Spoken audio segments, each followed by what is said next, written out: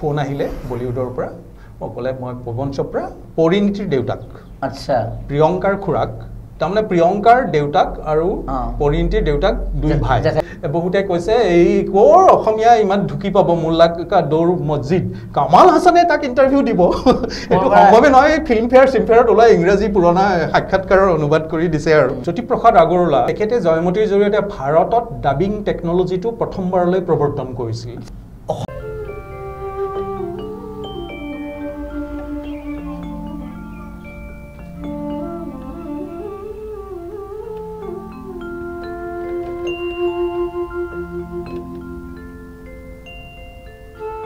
অসমৰ এগৰাকী বিশিষ্ট ব্যক্তিত্ব তেওঁ অসম তথা ভাৰতবৰ্ষৰ পৰিসীমা অতিক্ৰম কৰি সেইগৰাকী ব্যক্তিত্বৰ সৃষ্টিৰাজিয়ে লাভ কৰিছে বিশেষ সমাদৰ আৰু তেওঁ বিভিন্ন ক্ষেত্ৰত কাম কৰি আহিছে তেওঁক আমি ক'ব পাৰোঁ এগৰাকী ঔপন্যাসিক হিচাপে আমি জানো তেওঁ গল্পকাৰ হিচাপে কবি হিচাপে তেওঁ ভালেমান কবিতা সৃষ্টি কৰিছে নাটকৰ সৈতে তেওঁ জড়িত নাট্যকাৰ হিচাপে প্ৰবন্ধ লিখিছে তেওঁ বহু উন্নত প্ৰবন্ধ আৰু এগৰাকী অভিযন্তা হিচাপে তেওঁ নদী গৱেষণাৰ লগত জড়িত হৈ আহিছে আৰু চিনেমাৰ পৰিচালনা অভিনয়ত তেওঁ জড়িত হৈ আহিছে লগতে চিত্ৰনাট্যকাৰ হিচাপে তেওঁৰ অংশগ্ৰহণ আছে আৰু গণসংযোগত তেওঁৰ গৱেষণাত ৰত হৈ আছে এয়া হ'ল এগৰাকী ব্যক্তিৰ পৰিচয় কিন্তু ইমানতে শেষ হোৱা নাই আজি আমাৰ এই সাক্ষাৎ প্ৰসংগত এগৰাকী ব্যক্তিৰ যিগৰাকী ইতিমধ্যে আমাৰ ফ্ৰেমত আছে হয়তো আপোনালোকে বহুতে চিনি পায় সুদৰ্শন চেহেৰাৰ এগৰাকী সৃষ্টিশীল ব্যক্তিত্ব আৰু তেওঁৰ বহু কথা আমিও আজি বহু কথা অৱগত হৈছোঁ আৰু আপোনাক স্তম্ভিত হ'ব তেওঁৰ কথাবোৰ গম পায় হয়তো অসমৰ সংবাদ মাধ্যমত যিটো হাৰত চৰ্চা হ'ব লাগিছিল এগৰাকী ব্যক্তিত্বৰ যিখিনি অৱদান আপুনি আচৰিত হ'ব আৰু আমি অনুষ্ঠানটোৰ নাম দিছোঁ গ্ৰন্থ ৰমন্থন কিন্তু গ্ৰন্থ ৰমন্থনৰ সমান্তৰালভাৱে তেওঁৰ আৰু বহু কথাৰ আজি ৰমন্থন হ'ব এয়া আমাৰ অনুষ্ঠানলৈ আমি আমন্ত্ৰণ জনাই আনিছোঁ অৰ্ণৱ জন ডেকা অভিযন্তা আৰু অধিবক্তা আৰু লগতে এগৰাকী বিশিষ্ট লেখক আৰু আমাৰ অনুষ্ঠানত আছে ডিম্বেশ্বৰ ৰয় ডাঙৰীয়া স্বাগতম জনাইছোঁ আৰু আমি প্ৰথম এটা প্ৰশ্ন কৰোঁ তাৰপিছত আমি পাৰ্ট বাই পাৰ্ট হয়তো যাম যে ইমানবোৰ কাম কৰিবলৈ আপুনি মগজুটো কেনেকৈ নিৰ্মাণ কৰিছে কেনেকৈ প্ৰেক্টিছ কৰাইছে আপুনি সাজু কৰাইছে আচলতে এইটো মানে কোনো পৰিকল্পিতভাৱে হোৱা নাই সৰুৰ পৰা লিখি আহিছিলোঁ কিন্তু মেট্ৰিকত দেখা গ'ল অংক বিজ্ঞানতহে লেটাৰ পালোঁ গতিকে স্বাভাৱিকতে আমি বিজ্ঞান পঢ়িব গ'লোঁ কিন্তু মনটোৱে কেতিয়াও নক'লে যে কলাৰ জগতৰ লগত সম্পৰ্ক এৰি দিম গতিকে লিখাও চলিলে নাটক কৰোঁ গান গাব নোৱাৰিলেও কোৰাছত ভাগ লওঁ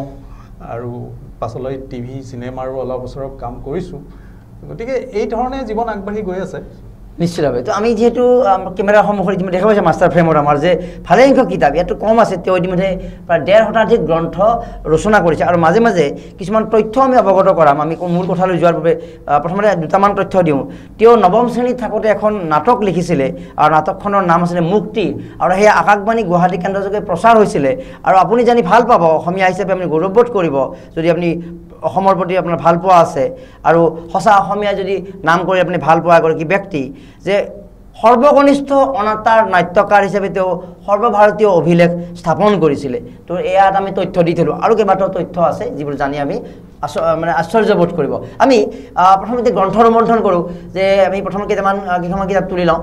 দুখন আপোনাৰ হাততে দি থওঁ এতিয়া আমি আৰু আমি ৰয়দা দুখনমান লৈ ল'ব তো মোৰ হাতত এই মুহূৰ্তত আমি 3খন কিতাপ মোৰ হাতত আছে এই মুহূৰ্তত আমি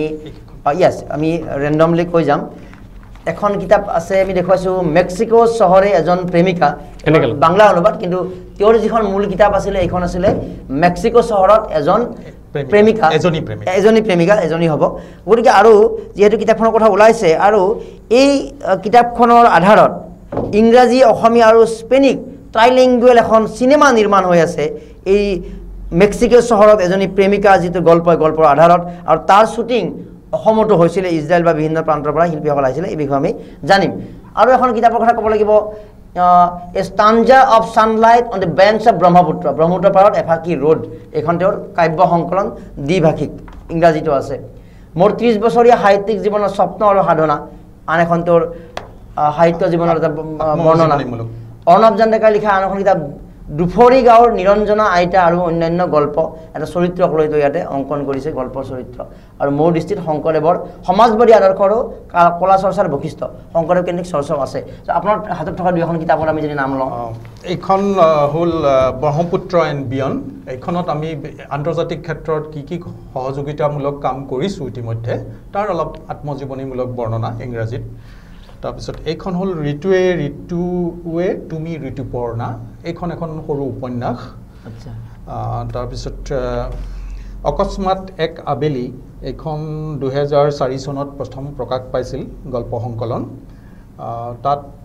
ছপা হোৱা গল্পৰ ভিতৰতে এটা আছিলে মেক্সিকো চহৰত এজনী প্ৰেমিকা এইখনতে আছে নেকি গল্পটো আচ্ছা তাৰপিছত বঙালীত বেলেগকে সম্পূৰ্ণ বেলেগ ধৰণে কিতাপখন ওলালে সেই নামতে হৈ গ'ল আৰু লগতে আমি তথ্য এটা দি থৈছোঁ যে 2003 চনত সৰ্বভাৰতীয় কথা গৰিয়সী পুৰস্কাৰ তেওঁ লাভ কৰিছিল গল্পকাৰ হিচাপে এইটো তথ্য আমি দি থলোঁ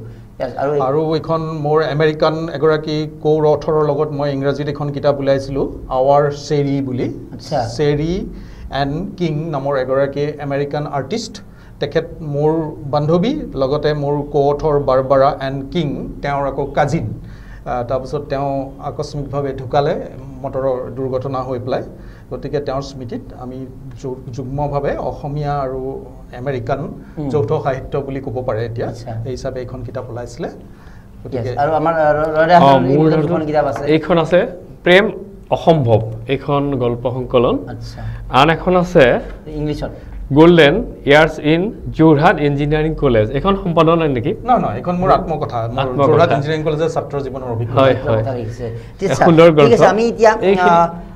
আমি ক্ৰমান্বয়ে যাম এতিয়া আপোনাৰ সৃষ্টিৰ বিষয়বিলাক ভিন্ন সৃষ্টিৰ যেতিয়া আৰম্ভণি কেনেকৈ কৰিছিলে যে মই লেখক হ'ম তাৰপাছত এই প্ৰক্ৰিয়াটো কেনেকৈ আগবঢ়াই লৈ গ'ল আপুনি সৰুতে একো নজনাকৈ স্কুললৈ যোৱাৰ আগৰ পৰাই অলপ ওচৰত লিখিছিলোঁ তেতিয়া আমি নাজানো এইবিলাক কি কৰিব লাগে মোৰ মায়ে সংৰক্ষণ কৰি ৰাখিছিল আৰু 1975 চনত প্ৰথমবাৰলৈ মই লিখা এটা কবিতা অসমবাণীলৈ মোৰ মায়ে পঠিয়াই দিছিলে আৰু সেই কবিতাটো এতিয়াও আজি মই এতিয়া চালোঁ 19 ছেপ্টেম্বৰ 1975 চনত প্ৰথমবাৰলৈকে মোৰ লেখা প্ৰকাশ হৈছিল অসমবাণীত তেতিয়া বোধহয় সতীশ চন্দ্ৰ কাকতি ডাঙৰীয়া সম্পাদক আছিলে আৰু সেই লেখাটো আজিৰ পৰা 49 বছৰ আগৰ কথা সেই লেখাটোৱে মোক বুজাই দিলে যে লিখাবিলাকৰ এই ধৰণে এটা স্থায়ী হৈ সমাজৰ আগত ওলাই যায় এইটো হ'ল পথ আৰু সেইটো সময়ত আমি সৰু এলপি স্কুলৰ ছাত্ৰ গতিকে আমি ইমান বুজি নাপালেও এটা উৎসাহ পাইছিলোঁ গতিকে লিখি গ'লোঁ শংকৰদেৱৰ মাধৱদেৱৰ জন্মতিথিত আমি তেওঁলোকৰ জীৱনী লিখোঁ বিভিন্ন ৰাষ্ট্ৰপতি ফখৰুদ্দিন আলি আহমেদ ঢুকাইছে জীৱনী লিখিছোঁ লগতে বিহুক লৈ কবিতা পূজাক লৈ কবিতা বিভিন্ন উৎসৱ পাৰ্বণ অসমৰ পৰিস্থিতিক লৈ তাৰপিছত আন্দোলন আৰম্ভ হ'ল আন্দোলনৰ সময়ত অসমৰ অস্তিত্ব ৰক্ষা এইবিলাক বিষয় লৈ কবিতা এনেকৈ মানে যাত্ৰাটো আৰম্ভ হৈছিলে আপুনি লিখিছে বিভিন্ন কবিতা লিখিছে উপন্যাস লিখিছে গল্প লিখিছে প্ৰবন্ধ বিভিন্ন ক্ষেত্ৰত আপুনি বিচৰণ কৰিছে আচ্ছা ঠিক আছে আমি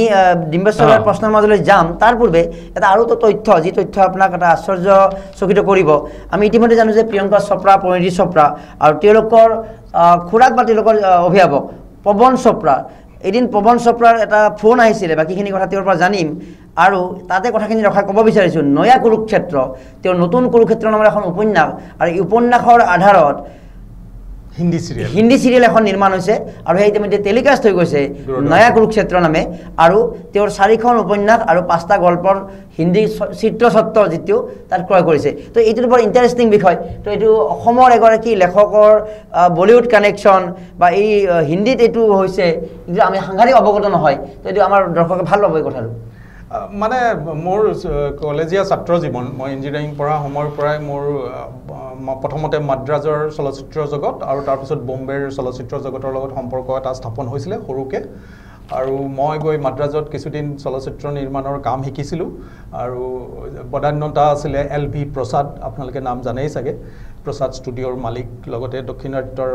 চলচ্চিত্ৰ জগতৰ তেওঁ এজন পুৰোধা ব্যক্তি তেখেতে নিজেই এটা নিৰ্দেশ দি দিছিলে মিষ্টাৰ ডেকা য'তেই যি শিকিব খোজে তেওঁক সুবিধা দিব লাগে আৰু সেইমতে মই তাত অলপ ডাইৰেকশ্যনৰ কাম শিকিছিলোঁ, সম্পাদনা শিকিছিলোঁ AK ভেংকটেশ্বৰ ৰাওৰ লগত, সুশীল ভাল্লাৰ লগত অকমান স্পেচিয়েল এফেক্টৰ কাম শিকিলোঁ। কোৰ্ছৰ আন্দাৰত নে? না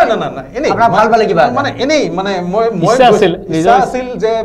কাম কৰিম। মই ইয়াতো কৰিছোঁ অলপ বছৰ, ৱাইচ কৰ্ণী বৰাৰ লগত কাম কৰিছোঁ, ভূপেন দাৰ লগত মই অলপ কাম কৰিছোঁ। গতিকে এনেই মই মানে একলব্যৰ দৰে, এইটো ঠিক আপোনাৰ মানে আনুষ্ঠানিক পাঠ্যক্ৰম নহয়। আৰু সেই ধৰণে তাৰপিছত বম্বেলৈ গ'লোঁ। বম্বেত অৱশ্যে ষ্টুডিঅ'ত কাম কৰা নাই, তাত মোক শ্বুটিং চাবলৈ মাতে। শ্বাহৰুখ খানৰ ৰামজানে শ্বুটিং চাইছিলোঁ, জুহি চাওলাহঁতৰ লগত আড্ডা মাৰিছিলোঁ, পূজা ভাটহঁতৰ লগত বহুত হৈছিলে কথা বতৰা। তাৰপিছতে উমেশ মেহৰা, FC মেহৰা, যিসকলে আলিবাবা 40 চোৰ কৰিছিলে, তেওঁলোকে লগত এনেকুৱা ভাল বন্ধুত্ব হ'ল যে তেওঁলোকে মোলৈ এতিয়াও দিৱালীৰ বা হোলীৰ কাৰ্ড পঠিয়ায়। তেওঁলোকে কৈছিলে যে you come, you stay with us, you can work with us, you are a creative person, you can write stories, you can write script, dialogue and whatever. কিন্তু মোৰ সদায় এটা লক্ষ্য আছিলে যে অসমীয়া হিচাপে অসমৰ উন্নতিৰ কাৰণে কাম কৰিব লাগে যি ধৰণে পাৰি। গতিকে ইঞ্জিনিয়াৰ হিচাপেতো কৰিবই লাগে, লগতে সাহিত্য এইবিলাক ক্ষেত্ৰতো আমি অসমৰ পৰাই উলিয়াই দিব লাগে। গতিকে মানুহখিনিৰ লগত বাহিৰত যোগাযোগ সদায় আছে, বিদেশী মানুহৰ লগতো যোগাযোগ হৈছে। গতিকে অসমীয়া চিৰিয়েলত কাম কৰিছোঁ মই ব্ৰজেন বৰাৰ লগত, ৱাইচ কৰ্ণী বৰাৰ লগত, প্ৰমোদ বৰুৱাৰ চিৰিয়েলত কাম কৰিছোঁ। কেমেৰা নহয় মই ডাইৰেকশ্যন আৰু এক্টিং আৰু স্ক্ৰিপ্ট ৰাইটিং অভিনয় কৰিছোঁ। আৰু এই যে পৱন শৰ্মাৰ ফোনটো আহিলে, পৱন চোপ্ৰাৰ, এইটো হ'ল এটা মোৰ কাৰণেও ছাৰপ্ৰাইজ। তাৰ আগে আগে মই গম পাওঁ যে মোৰ গল্প চল্প কিছুমান অনুবাদ হৈ পেলাই বাহিৰত ওলাই গৈছে দিল্লীৰ পৰা। আপুনি গম নোপোৱাকৈ কোনোবা ভাল পাইছে অনুবাদ কৰিছে, ক'ত প্ৰকাশ হয় গম নাপাওঁ। এবাৰ বাংলাদেশৰ পৰা এজনে মোক বঙালীতে ফোন কৰি কৈছে, আপনার কি দারুণ গল্প বেরিয়েছে, কিবা রক্ত করবি আমার ম্যাগাজিনে, কি দারুণ লিখেছে আপুনি। মই তেতিয়ালৈকে গমেই নাপাওঁ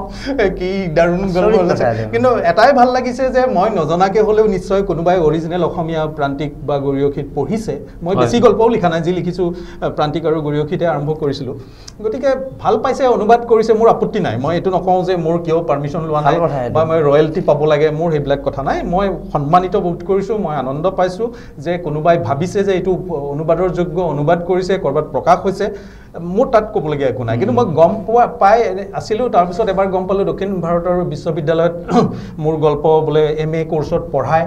তাৰ কাৰণে তেওঁলোকে মোৰ ইংৰাজী কিতাপ বিচাৰি আছে, নেপায় বজাৰত, নেপাই পেলাই ফেচবুকত মোৰ লগত তাৰ ফেকাল্টি প্ৰফেচাৰে যোগাযোগ কৰিছে যে ক্লাছত পঢ়াব লাগে, আপোনাৰ কিতাপ পোৱা নাই, অনুগ্ৰহ কৰি কোন পাব্লিচাৰ আমাক কওক কিতাপ। কিন্তু মই তেতিয়ালৈকে মোৰ কোনো উচ্চাকাংক্ষা নাই যে মই ইংৰাজী ৰাইটাৰ হ'ম, গতিকে মই ইংৰাজী কিতাপ চপোৱাৰ কথালৈ অহা নাছিলে। তাৰপিছত লৰালৰিকে যেনিবা অনুবাদ কৰি মই উলিয়াই দিলোঁ কিতাপ, আছে ইয়াতে দেখুৱাম। সেই সময়ৰ মাজতে এদিন মোক ফোন আহিলে বলিউডৰ পৰা।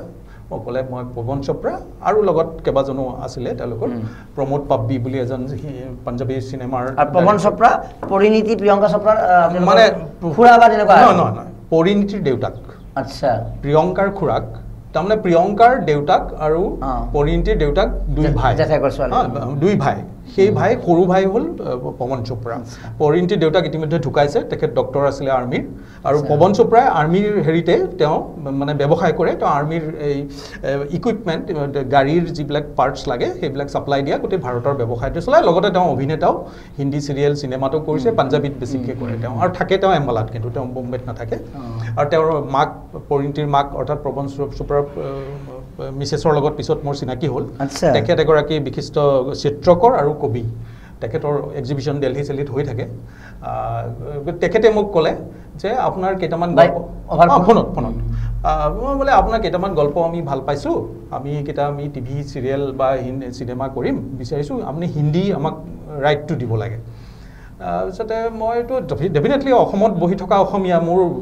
এম্বিশ্যন নাই যে কেতিয়াও বলিউডত গৈ থাকিম বা মাদ্ৰাজত থাকিম বা ক'ৰবাত। মই অসমত থাকিয়ে যি পাৰোঁ কাম কৰিম। আপোনাৰ গল্প আধাৰত কিবা হ'ব লাগে বুলি কেতিয়া কোনো মোৰ উচ্চাকাংক্ষা নাই, আৰু মোৰ যি হৈছে অসমতে হৈছে। মই আপোনাক ক'লোৱে, ব্ৰজেন বৰাহঁতে কৰিছে, ৱাইচ কৰ্ণী বৰাহঁতে কৰিছে, তেওঁলোকৰ লগত কাম কৰিছোঁ।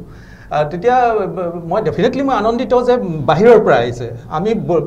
আমাৰ কোৱা হয় নহয়, পৰ্বত মহম্মদৰ ওচৰত যাবনে মহম্মদ পৰ্বতৰ ওচৰত আহিব, তেনেকৈ মই বলিউডলৈ ফুৰিবলৈ গৈছোঁ আগতে, চিনাকি হৈছে মানুহ, কিন্তু মই কাম বিচাৰি যোৱা নাই। বলিউডে নিজে আহিছে মোৰ তালৈ। কিন্তু মই প্ৰথমতে জনাই দিলোঁ যে মই কিন্তু ফিজিকেলি যাব নোৱাৰোঁ। বোলে उसका ज़रूरत नहीं है, कभी एक बार आइए हमारे घर भी आइए, कोई बात नहीं, लेकिन आपका ये परमिशन चाहिए हमें। তাৰপিছত মই ক'লোঁ ঠিক আছে, কি লাগে? প্ৰথমতে ক'লে প্ৰেম অসম্ভৱ লাগে। মই কৈছোঁ লৈ যাওক।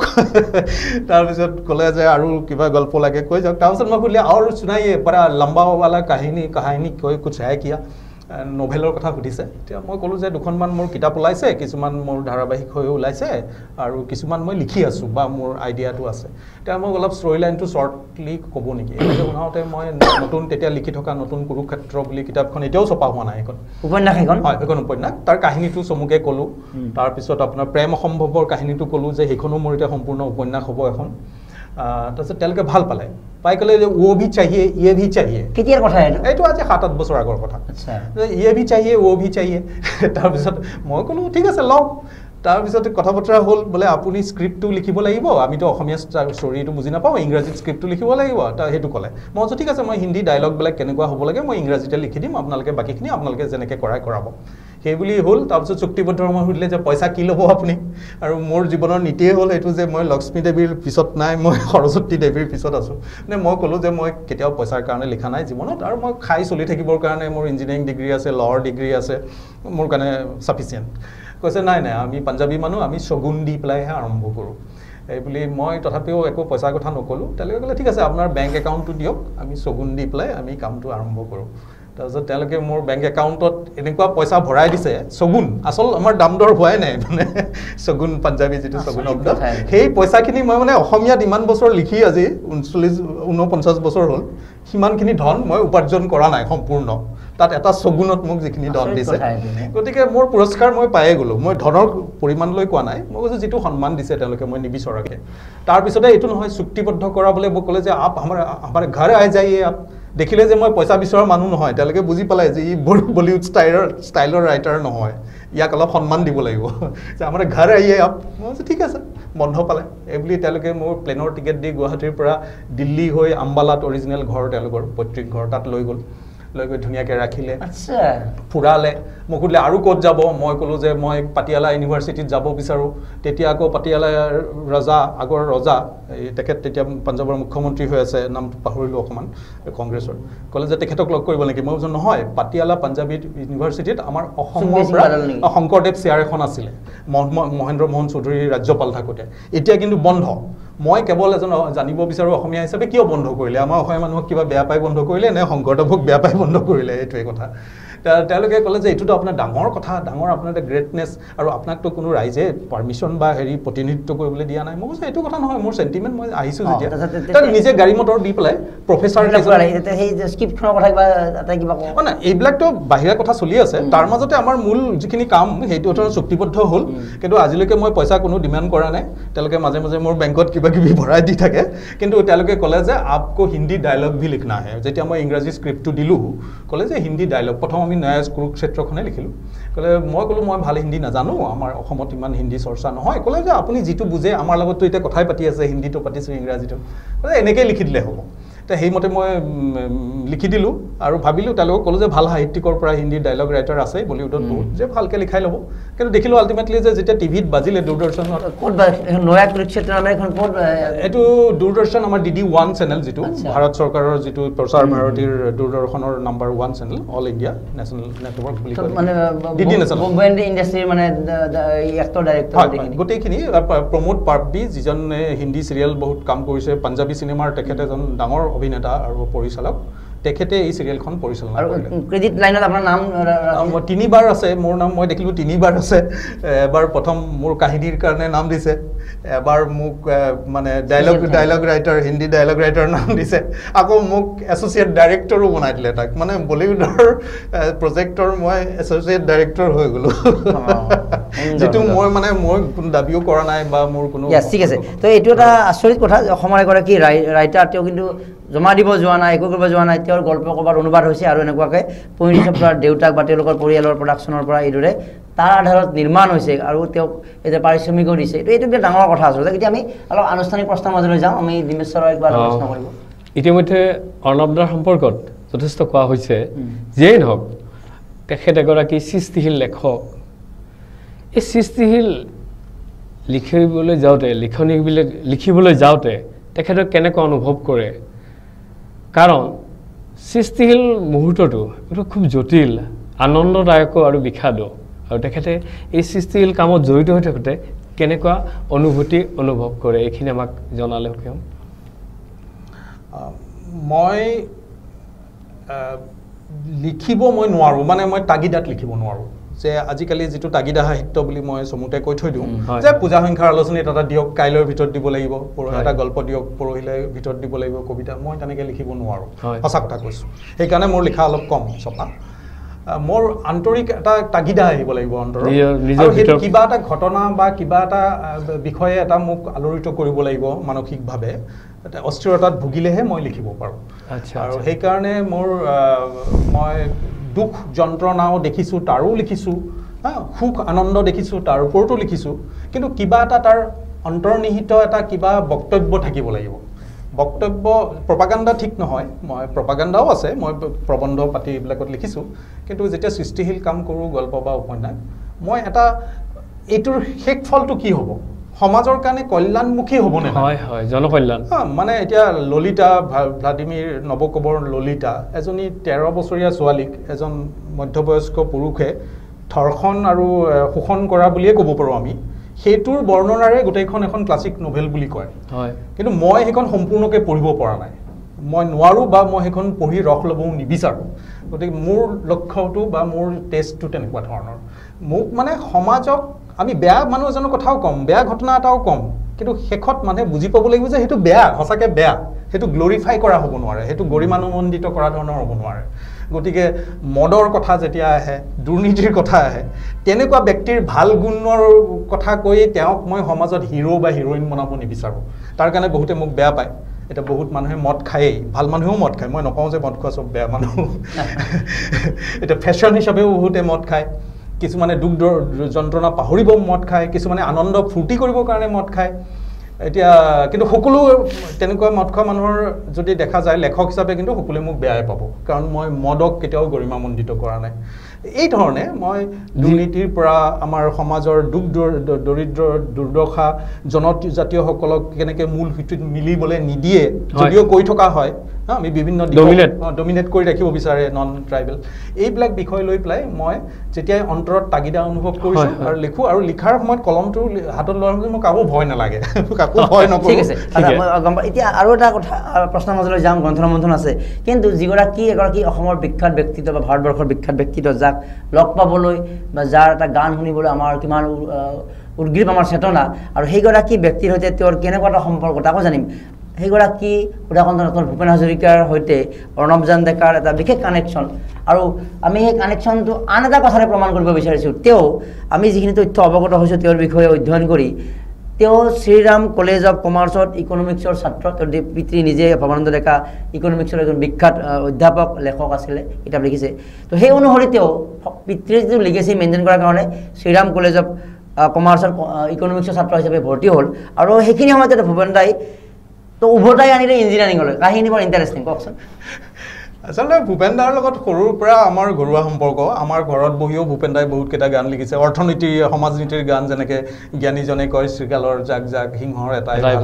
পৰিয়াল পৰিকল্পনাক লৈ, সেইটো আমাৰ ঘৰত হাৰমনিয়াম লৈ কাগজ কলম লৈ লিখা, দেউতাৰ লগত আলোচনা কৰি ইকনমিক ছ'চিয়েল ইছ্যুবিলাক। গতিকে আমি সৰুৰ পৰা সেইবিলাক দেখি ডাঙৰ হৈছোঁ। সেইবিলাক বৰ্ণনা, মোৰ এখন উপন্যাস লিখি আছোঁ ভূপেন দাৰ, তাৰ ওপৰত সেইখনৰ নাম হ'ল মোৰ চিনাকি ভূপেন দা। আচ্ছা, ঠিক আছে। তাত গতিকে ভূপেন দাৰ লগত আৰু মোৰ মাৰ ফালৰ পৰা তেখেত অলপ সম্পৰ্কীয় হয়, মোৰ মাৰ ফালৰ পৰা। আৰু অসমত যেতিয়া ভূপেন দা প্ৰথম আমেৰিকাৰ পৰা ডিগ্ৰী লৈ ঘূৰি আহিছিল, তেতিয়া তেওঁ বামপন্থী হৈ অহা বুলি কোৱা হৈছিলে, যে অলপ আদৰ্শ। গতিকে অসমত মানে তেতিয়া নতুনকৈ স্বাধীন হোৱা অসম কংগ্ৰেছী আদৰ্শৰে চলি আছিলে, অসমত ক'তো তেওঁক গান গাব নিদিছিলে, লতাশিল বিহু তেলিৰ পৰা গতিয়াই নমাই দিছিলে বুলি এই ধৰণৰ বহুত কাহিনী আছে। তেওঁ প্ৰথম গান গাবলৈ তাত শিকি অহা বা সাগৰ সংগমত এতিয়া যিবিলাক ক্লাছিক, সেইবিলাক গান অসমত তেওঁ ৰাইজক ৰাজহুৱাভাৱে শুনাবলৈ প্ৰথম সুযোগটো দিছিলে মোৰ দেউতা, তেতিয়া কটন কলেজৰ জেনেৰেল ছেক্ৰেটাৰী ষ্টুডেণ্ট ইউনিয়নৰ 1952-53 চনত। সেই সময়তে ভূপেন দা ঘূৰি আহিছে 52 আৰু প্ৰথম অনুষ্ঠানটো ভূপেন দাক কটন কলেজত পাতিলে। ভূপেন হাজৰিকা সন্ধিয়া, তাত বাণীকান্ত কাকতি, কৃষ্ণকান্ত সন্দিকৈ, সূৰ্য কুমাৰ ভূঞাকে ধৰি, অম্বিকা ৰায় চৌধুৰীকে ধৰি, ৰঘুনাথ চৌধুৰীকে ধৰি অসমৰ যিখিনি প্ৰসিদ্ধ ব্যক্তি আটাইকে মাতি তেওঁলোকৰ সন্মুখত ভূপেন দাক সন্ধিয়াত গান গাবলৈ দি দিলে। যেতিয়া তেওঁক গান বিহুৰ কাষত, বিহুৰ অনুষ্ঠানত আধা ঘণ্টাও গান গাবলৈ নিদিয়ে, গতিয়াই নমাই দিছিলে। সেইকাৰণে দেউতা যদিও ছাত্ৰ তেতিয়া ভূপেন দা আহি ইউনিভাৰ্চিটিৰ প্ৰফেচাৰ Yes. হ'লেও তেওঁলোকৰ মাজত এটা বন্ধুত্ব হ'ল হয়, হয়। আৰু পিছত দেউতাৰ যেতিয়া বিয়া হ'ল মাৰ জৰিয়তে এটা পাৰিবাৰিক সম্পৰ্কও হ'ল আৰু ভূপেন দাৰ সেই অৱস্থাটো সাক্ষী আছিলে তেখেতৰ পৰিবাৰ প্ৰিয়ম্বৌ ভূপেন দাৰ ঢুকোৱাৰ পিছতো শেষবাৰলৈ যেতিয়া আহি গৈছে আকৌ সেইবিলাক কথা ৰিপিট কৰিছে মোৰ আগত কৈ গৈছে গতিকে আগতে মই অলপ জানো দেউতাই নিজে সেইবিলাক নকয় ভূপেন দাই অলপ কয় বা তেতিয়া লগৰীয়া অন্যান্য ডক্টৰ কিশোৰী মোহন পাঠক ভাইচ চেঞ্চেলৰ তেওঁলোকে এইবিলাক কয় পুৰণা কথাবিলাক গতিকে সেই সম্পৰ্কটো থকাৰ কাৰণে আমি সৰুৰ পৰা মানে ভূপেন দাক আমি জানো তেওঁ এজন কিবা অস্বাভাৱিক ধৰণৰ মানুহ কিন্তু মানে আমাৰ পৰিয়ালৰে এজন তেওঁ মাজে মাজে আহে হুলস্থুল কৰে ভাত এসাঁজ খায় বেলেগ এখন জগতত থাকে কিন্তু কথাবিলাক বেলেগ বেলেগ তেওঁৰ লগত কথা পাতিলে গোটেই পৃথিৱীৰ কথা শুনা যায় গতিকে সেই ধৰণে যেতিয়া ডাঙৰ হৈছোঁ গতিকে পদে পদে তেওঁৰ লগত আছে মই প্ৰথম কিতাপখন লিখিও তেখেতৰ নামতো উৎসৰ্গা কৰিছিলোঁ আছে মোৰ ইয়াতে আছে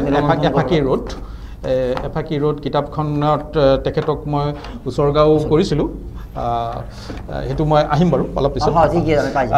এতিয়া ভূপেন দাৰ সেইকাৰণে মই গাইডেন্সটো লৈছিলোঁ তেখেত চাবলৈ গ'লে ফ্ৰেণ্ড ফিলচফাৰ গাইড বুলি ক'লে যিটো বুজা যায় সেইকাৰণে তেখেতৰ নিৰ্দেশ মতে তেখেতে কৈছিল তুমি বিজ্ঞান ভাল তুমি বিজ্ঞানতো ভাল আৰু তুমি সাহিত্য লিখিব পাৰা গতিকে তোমাৰ সংস্কৃতিৰ লগতো সম্পৰ্ক গতিকে তুমি বিজ্ঞানসন্মতভাৱে আৰু আগবাঢ়ি যোৱা তোমাৰ কামবিলাক প্ৰণালীবদ্ধ হ'ব ছায়েন্সত আমি অৱশ্যে ছিষ্টেমেটিকেলি চলিব লাগে সেইমতে মই কটনত পঢ়িলোঁ মেট্ৰিকত যেতিয়া বিজ্ঞান আৰু অংকত লেটাৰ পালোঁ কটনত বিজ্ঞানে পঢ়িলোঁ কিন্তু তাৰপিছত মই ভাবিলোঁ যে নাই মই দেউতাৰ লাইনটো লোৱা উচিত আৰু অৰ্থনীতিটো লৈ ভাৰতৰ যিহেতু অৰ্থনীতি দুৰ্বল অসমৰ এইটো সবল কৰিবলৈ আমাৰ অলপ উচ্চ পৰ্যায়ৰ গৱেষণা বা নীতি নিৰ্ধাৰণ দৰকাৰ কিন্তু সেই বুলি মই দিল্লীত গ'লোঁ আৰু মোৰ সৌভাগ্য আছিলে ভাৰতৰ এখন শ্ৰেষ্ঠ কলেজ শ্ৰীৰাম কলেজ অফ কমাৰ্চত এডমিশ্যন পাইছিলোঁ কিন্তু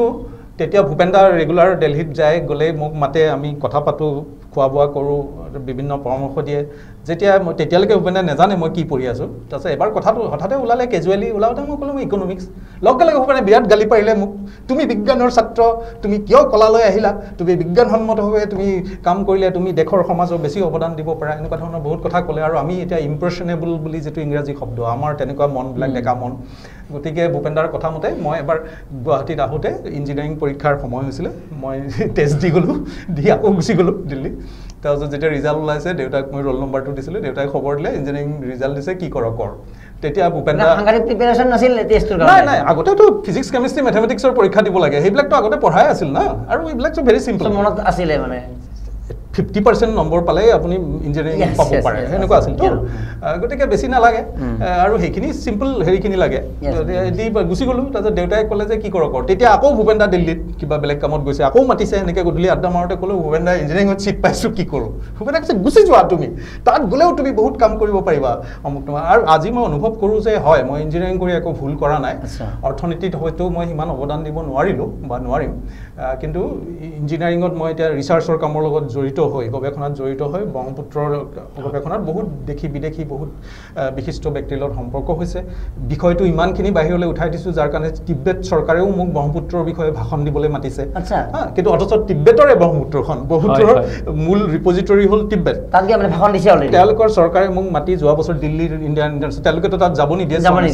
চৰকাৰে গতিকে তেওঁলোকে দিল্লীত পাতিছে ইণ্ডিয়া ইণ্টাৰনেশ্যনেল চেণ্টাৰত আৰু তিব্বেতী মানুহ গোটেইবিলাক তিব্বেতী মানুহে পাতিছে বিদেশী আৰু আহিছে দেশ বিদেশৰ তাত গৈ মই ব্ৰহ্মপুত্ৰত মোৰ গৱেষণা অদ্ভুত কথাবিলাক মই তাত শ্বেয়াৰ কৰিবলৈও এটা সুযোগ পালোঁ আচ্ছা এই ব্ৰহ্মপুত্ৰ সম্পৰ্কত কথা ওলাইছে যেতিয়া ব্ৰহ্মপুত্ৰ নদীখনৰ সম্পৰ্কত আপুনি কি দেখিছে ভৱিষ্যতে কি হ'ব পাৰে ব্ৰহ্মপুত্ৰলৈ এতিয়া বহুত শংকা সন্দেহ সংশয় মানে প্ৰকাশ হৈ আছে আমি আজি 15-16 বছৰমান আগৰ পৰা আনুষ্ঠানিক যিটো কয় আনুষ্ঠানিক ৰিচাৰ্চ আমি আৰম্ভ কৰিছোঁ এনেতো বিক্ষিপ্তভাৱে মোৰ চৰ্চা চলি আছিলে আজি 15 বছৰমান আগতে প্ৰথম আমি ৰিয়েলাইজ কৰিলোঁ বা প্ৰথম আমি তথ্য পাবলৈ আৰম্ভ কৰিলোঁ যে মূল ব্ৰহ্মপুত্ৰখন ইয়াৰলুং চাংপো বুলি যিটো তিব্বতত কোৱা হয় ইয়াৰলুং চাংপোত চীন দেশে 9টা বান্ধ বনাই মূল নদীখনত বান্ধ বনাই নদীখনৰ পানীখিনি এনেকৈ ভাঁজ লগাই অসম অৰুণাচল হৈ অসমলৈ সোমাব য'ত ওলাইছে গ্ৰেট বেণ্ড তাৰ পৰা সেইফালে পূবফালে লৈ গৈ চীনৰ মূল ভূমিখণ্ডত পেলাই দিবলৈ তেওঁলোকে এটা দীৰ্ঘম্যাদী পৰিকল্পনা লৈছে লৈ ইতিমধ্যে 2-3টা বান্ধ বনালে আমি আজিৰ পৰা 15 বছৰমান আগৰ কথা কৈছোঁ তেতিয়া প্ৰথম যেতিয়া গম পাওঁ তেতিয়া আমি ছেভ দ্য ব্ৰহ্মপুত্ৰ ৰিভাৰ নামেৰে আমাৰ ব্ৰিটিছ সহযোগী মোৰ গৱেষণাৰ সহযোগীৰ লগ হৈ পেলাই আমি এটা ইণ্টাৰনেশ্যনেল কেম্পেইন লঞ্চ কৰিলোঁ কৰি পেলাই লণ্ডনত আমাৰ হেড অফিচ আছিলে আৰু সেইটোৰ জৰিয়তে আমি চীনে এই যে ডাইভাৰ্ট কৰাৰ প্লেন কৰিছে দাম বনাইছে তাৰ বিৰোধিতা কৰি আমি বিশ্বজুৰি জনমত সৃষ্টি কৰিছিলোঁ কৰি পেলাই আজি দেখিলোঁ কিন্তু ভাৰতে সিমানখিনি আমি প্ৰতিৰোধ ভাৰত চৰকাৰ হিচাপে কৰিব পৰা নাই আমাৰ অসমীয়াৰটো ভইচ এনেও দুৰ্বল তাৰ ফলত ইতিমধ্যে 4টা বান তেওঁলোকে জাংমু জিয়াছা ডাগু আৰু জিএছু বোধ হয় মই অলপ পাহৰিছোঁ 4টা বান ইতিমধ্যে সক্ৰিয় কৰিলে গতিকে আমাৰ অসমৰ ভৱিষ্যত খুব ভয়ংকৰ কাইলৈ যদি চীনে সঁচাকৈ ডাইভাৰ্ট কৰি নিওঁ বুলি কয় অসমক বচোৱা মানুহ কোনো নোলাব যেনেকৈ এটা সময়ত চীনে অসম আক্ৰমণ কৰোঁতে কোনো ওলোৱা নাছিলে গতিকে মই ৰিভাৰ ইঞ্জিনিয়াৰ বুলিয়ে কওক বা অসমীয়া এজন মানুহ বুলিয়ে কওক মই কিন্তু ব্ৰহ্মপুত্ৰক লৈ খুবেই শংকিত আৰু যিমানে তথ্য পাই গৈ আছোঁ মোৰ ভয় বাঢ়ি গৈ আছে আচ্ছা এই সম্পৰ্কত আমাৰ ভাৰত চৰকাৰ বা অসম চৰকাৰৰ কৰণীয় কি আছে এইটো বিষয়ে আমি চৰকাৰী পৰ্যায়তো আলোচনা কৰিছোঁ ভাৰত চৰকাৰৰ লগত ইতিমধ্যে মই মোৰ তথ্য পাতিৰে মই প্ৰশ্নও কৰিছোঁ ভাৰত চৰকাৰৰ জ্যেষ্ঠ বিষয়াক আমাৰ টেমিনাৰত তাৰ ৰেকৰ্ডো আছে তেওঁলোকে কয় যে পেপাৰ প্ৰথমতে কৈ আছিলে আজি 15 বছৰমান আগতে যে চীনে ডিনাই কৰিছে মানে চীনে কৈছে আমি কোনো বান বনোৱা নাই আৰু তেওঁলোকৰ কথাটো মানি আমাৰ ভাৰত চৰকাৰৰ স্থিতিও আছিলে নাই নাই এইটো ভয় কৰিবলগীয়া একো নাই চীনে ব্ৰহ্মপুত্ৰত কোনো বান নবনায় আজিৰ পৰা 10 বছৰমান আগতে চীনে প্ৰথম জাংমুটো বনোৱাটো স্বীকাৰ কৰিলে যেতিয়া অপাৰেশ্যনেলাইজ হৈ গ'ল তেতিয়া কিন্তু আমি কিন্তু 15 বছৰমান আগতেই ছেটেলাইট ইমেজ আমি সংগ্ৰহ কৰি পেলাই তাৰ ওপৰত লিখিছোঁ মই ইণ্টাৰভিউ দিছিলোঁ মোৰ বিদেশী পেপাৰ জাপানৰ পেপাৰতো মোৰ ওলাইছিলে ইণ্টাৰভিউ আৰু টাইমছ অফ ইণ্ডিয়া এইবিলাকতো ওলাইছিলে আনকি আছাম ট্ৰিবিউনৰ ফ্ৰণ্ট পেজ বাতৰি হৈছিলে কিন্তু তেতিয়া কোনেও অসমত গুৰুত্ব নিদিলে মই প্ৰান্তিকত এটা দীঘলীয়াকৈ লিখিছিলোঁ এই সম্পৰ্কত কিন্তু এতিয়া সেইবিলাক সত্য বুলি প্ৰমাণ হ'ল চীনে ডিনাই কৰিছিলে এতিয়া মানিলে গতিকে আজিৰ পৰা 2-4 বছৰ আগতে ভাৰত চৰকাৰৰ লগত এখন ছেমিনাৰত আলোচনা হওঁতে তেওঁলোকৰ শ্ৰেষ্ঠ বিষয়াসকলক যেতিয়া মই সুধিলোঁ এতিয়া তেওঁলোকে স্বীকাৰ কৰিছে যে হয় চীনে জনাইছে 4টা বান হৈছে কিন্তু আমাৰ একো ক্ষতি নহয় বুলি চীনে আমাক আশ্বাস দিছে এই বুলি জনাইছে এইটো মানে যিটো টিপিকেল মানে কূটনৈতিক ডিপ্ল'মেটিক যিটো ঠিক আছে তো এই সম্পৰ্কে আমি আকৌ জন প্ৰশ্ন যোৱাৰ পূৰ্বে আৰু কিছু ৰোমন্থন কৰিব বিচাৰিছোঁ তেওঁৰ কিতাপ সৃষ্টিৰাজি যিহেতু বিশাল আমি ভালেখিনি কিতাপ আছে আমাৰ লগত এই মুহূৰ্তত আমি এইখিনি আমাৰ লৈ ল'ব আৰু কিছুমান আপুনি ল'লে তো আমি যদি আৰম্ভ কৰোঁ মোৰ হাতত এই মুহূৰ্তত আৰু পৰিছে অধ্যক্ষ ভৱানন্দ ডেকা আৰু ৰচনা বুলি তো ভৱানন্দ ডেকাক লৈ এখন কিতাপৰ প্ৰথম খণ্ড আন এখন ভূপেন হাজৰিকা ভৱানন্দ ডেকা মামণি ৰয়ছম গোস্বামী 3 অসম ৰত্ন 3 বাটকটীয়া এইবিলাক সম্পাদিত গ্ৰন্থ অসমৰ বৈষ্ণৱ ধৰ্মৰ জাতীয় সমন্বয় শীৰ্ষক এখন গ্ৰন্থ সম্পাদিত এখন গ্ৰন্থ ভৱানন্দ ডেকাৰ জৰিয়তে আৰু অৰ্থনৈতিজ্ঞ শিক্ষাবিদ সাহিত্যিক অধ্যক্ষ ভৱানন্দ ডেকাৰ বৰ্ণাঢ্য জীৱন তো পিতৃক লৈ এখন কিতাপ আৰু ইংৰাজী ভাষাত আৰু সেইদৰে পিতৃৰ কবিতা প্ৰকাশ আৰু লগতে এন এক্সট্ৰা অৰ্ডিনাৰী আছামিজ কাপোৰ পিতৃ মাতৃক লৈ আন এখন কিতাপ আৰু যদি আমি আপোনাৰ হাতত থকা কিতাপৰ কথা অকণমান জানিব পাৰোঁ মই তেনেকৈ বিভিন্নজনৰ ওপৰত মই উলিয়াইছোঁ ভূপেনদাৰ কথা যেতিয়া ওলালে ভূপেনদাৰ ওপৰত প্ৰথম কিতাপখন 1993 চনত মোৰ ওলাইছিলে অন্য এক যাযাবৰ মানে তেখেতৰ ব্যক্তিত্বৰ এনে যিবিলাক দিশ আমি সৰ্বসাধাৰণ ৰাইজে গম নাপায় সেইবিলাক দিশ লৈ পেলাই লিখিছিলোঁ ভূপেনদাৰ সন্মতি সাপেক্ষে তাৰ কাৰণে ভূপেনদাই ধুনীয়াকৈ মোক অনুমতি লিখি দিছিলে আপোনাৰ কথা প্ৰসংগত ভূপেনদাইনো কি কৈছিল তেখেতৰ বিষয়ে আমি অলপ জানো তেওঁ 28 ডিচেম্বৰ 92 লিখিছিলে নিজৰাপাৰত অৰ্ণৱজান এজন টিপিকেল আধুনিক প্ৰকাশৰ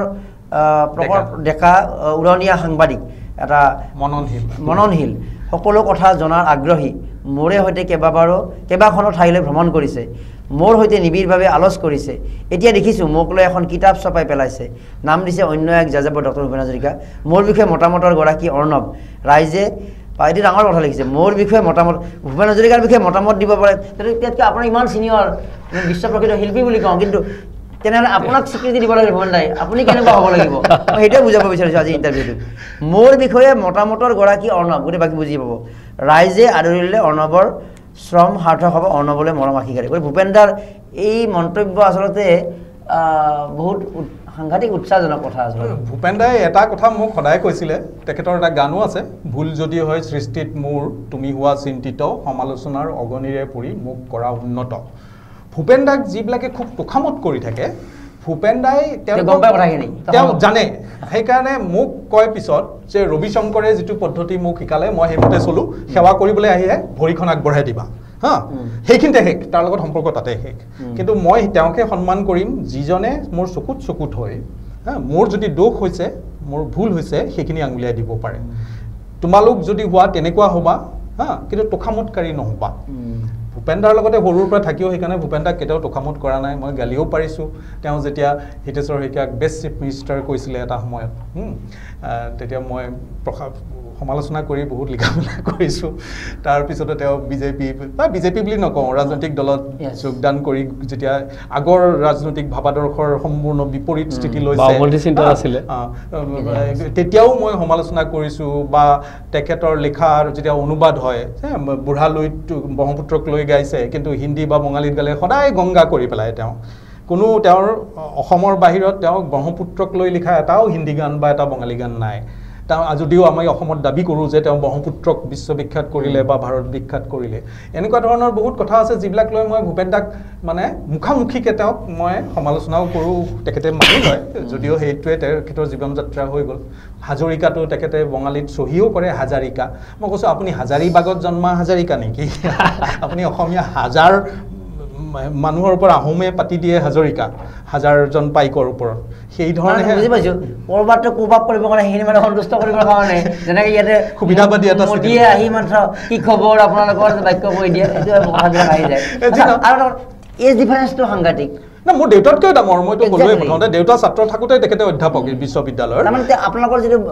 আপোনাৰ যিটো ব্ৰেইনৰ কেপাচিটিয়ে কওক বা ব্ৰেইনৰ এনভাইৰনমেণ্ট কওক তেওঁৰ লগত সেইটো এটা পাল্চ মিলি গৈছে কিবা এটা হয়তো পাইছিলে তেখেতে মই কেতিয়াও তবলা মই শিকিছিলোঁ তবলা গীটাৰ আমি সৰুৰ পৰা সাংগীতিক সেইবিলাক আমাৰ দেউতাহঁতে শিকাইছিলে কিন্তু ভূপেন দাৰ লগত কেতিয়াও তবলা বজাম বা গীটাৰ বজাম মোৰ উচ্চাকাংক্ষা নাছিলে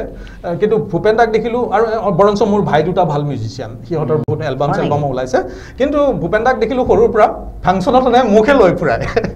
মোৰ কাম এটাই ভূপেন দাৰ লগত একে গাড়ীতে যাওঁ বাহিৰত যদি হয় কৰবাৰ চাৰ্কিট হাউচত এটা VIP ৰুমত ভূপেন দা থাকিলে এটা VIP ৰুম ভূপেন দাই কৈ মোক দিয়াব চাব লাগে আৰু এই আমি হাজাৰ হাজাৰ ফাংচন কৰিছোঁ ফাংচনবিলাকত যাওঁ প্ৰথম শাৰীত কোনোবা ইউনিভাৰ্চিটিৰ ভাইচ চেঞ্চেলৰ মুখ্যমন্ত্ৰী কোনোবা বহাইছে সোফাখন মোকো দিব লাগিব সোফাখন মই বহি কেৱল এনজয়হে কৰিম তাকে ভূপেন দাই পিছত হাঁহি কয় দেখিছা ইয়াক দেখিছা আমি ইমান মূৰৰ মানে খাবলৈ যেতিয়া বহোঁ ফাংচনৰ শেষত আমি এইখিনি খাবৰ কাৰণে কিমান মূৰৰ ঘাম পেলাইছোঁ ইয়াক দেখিছা ই ষ্টেজত সোফাত বহি আছিল এতিয়া আমাৰ লগত সমান খাব বহিছে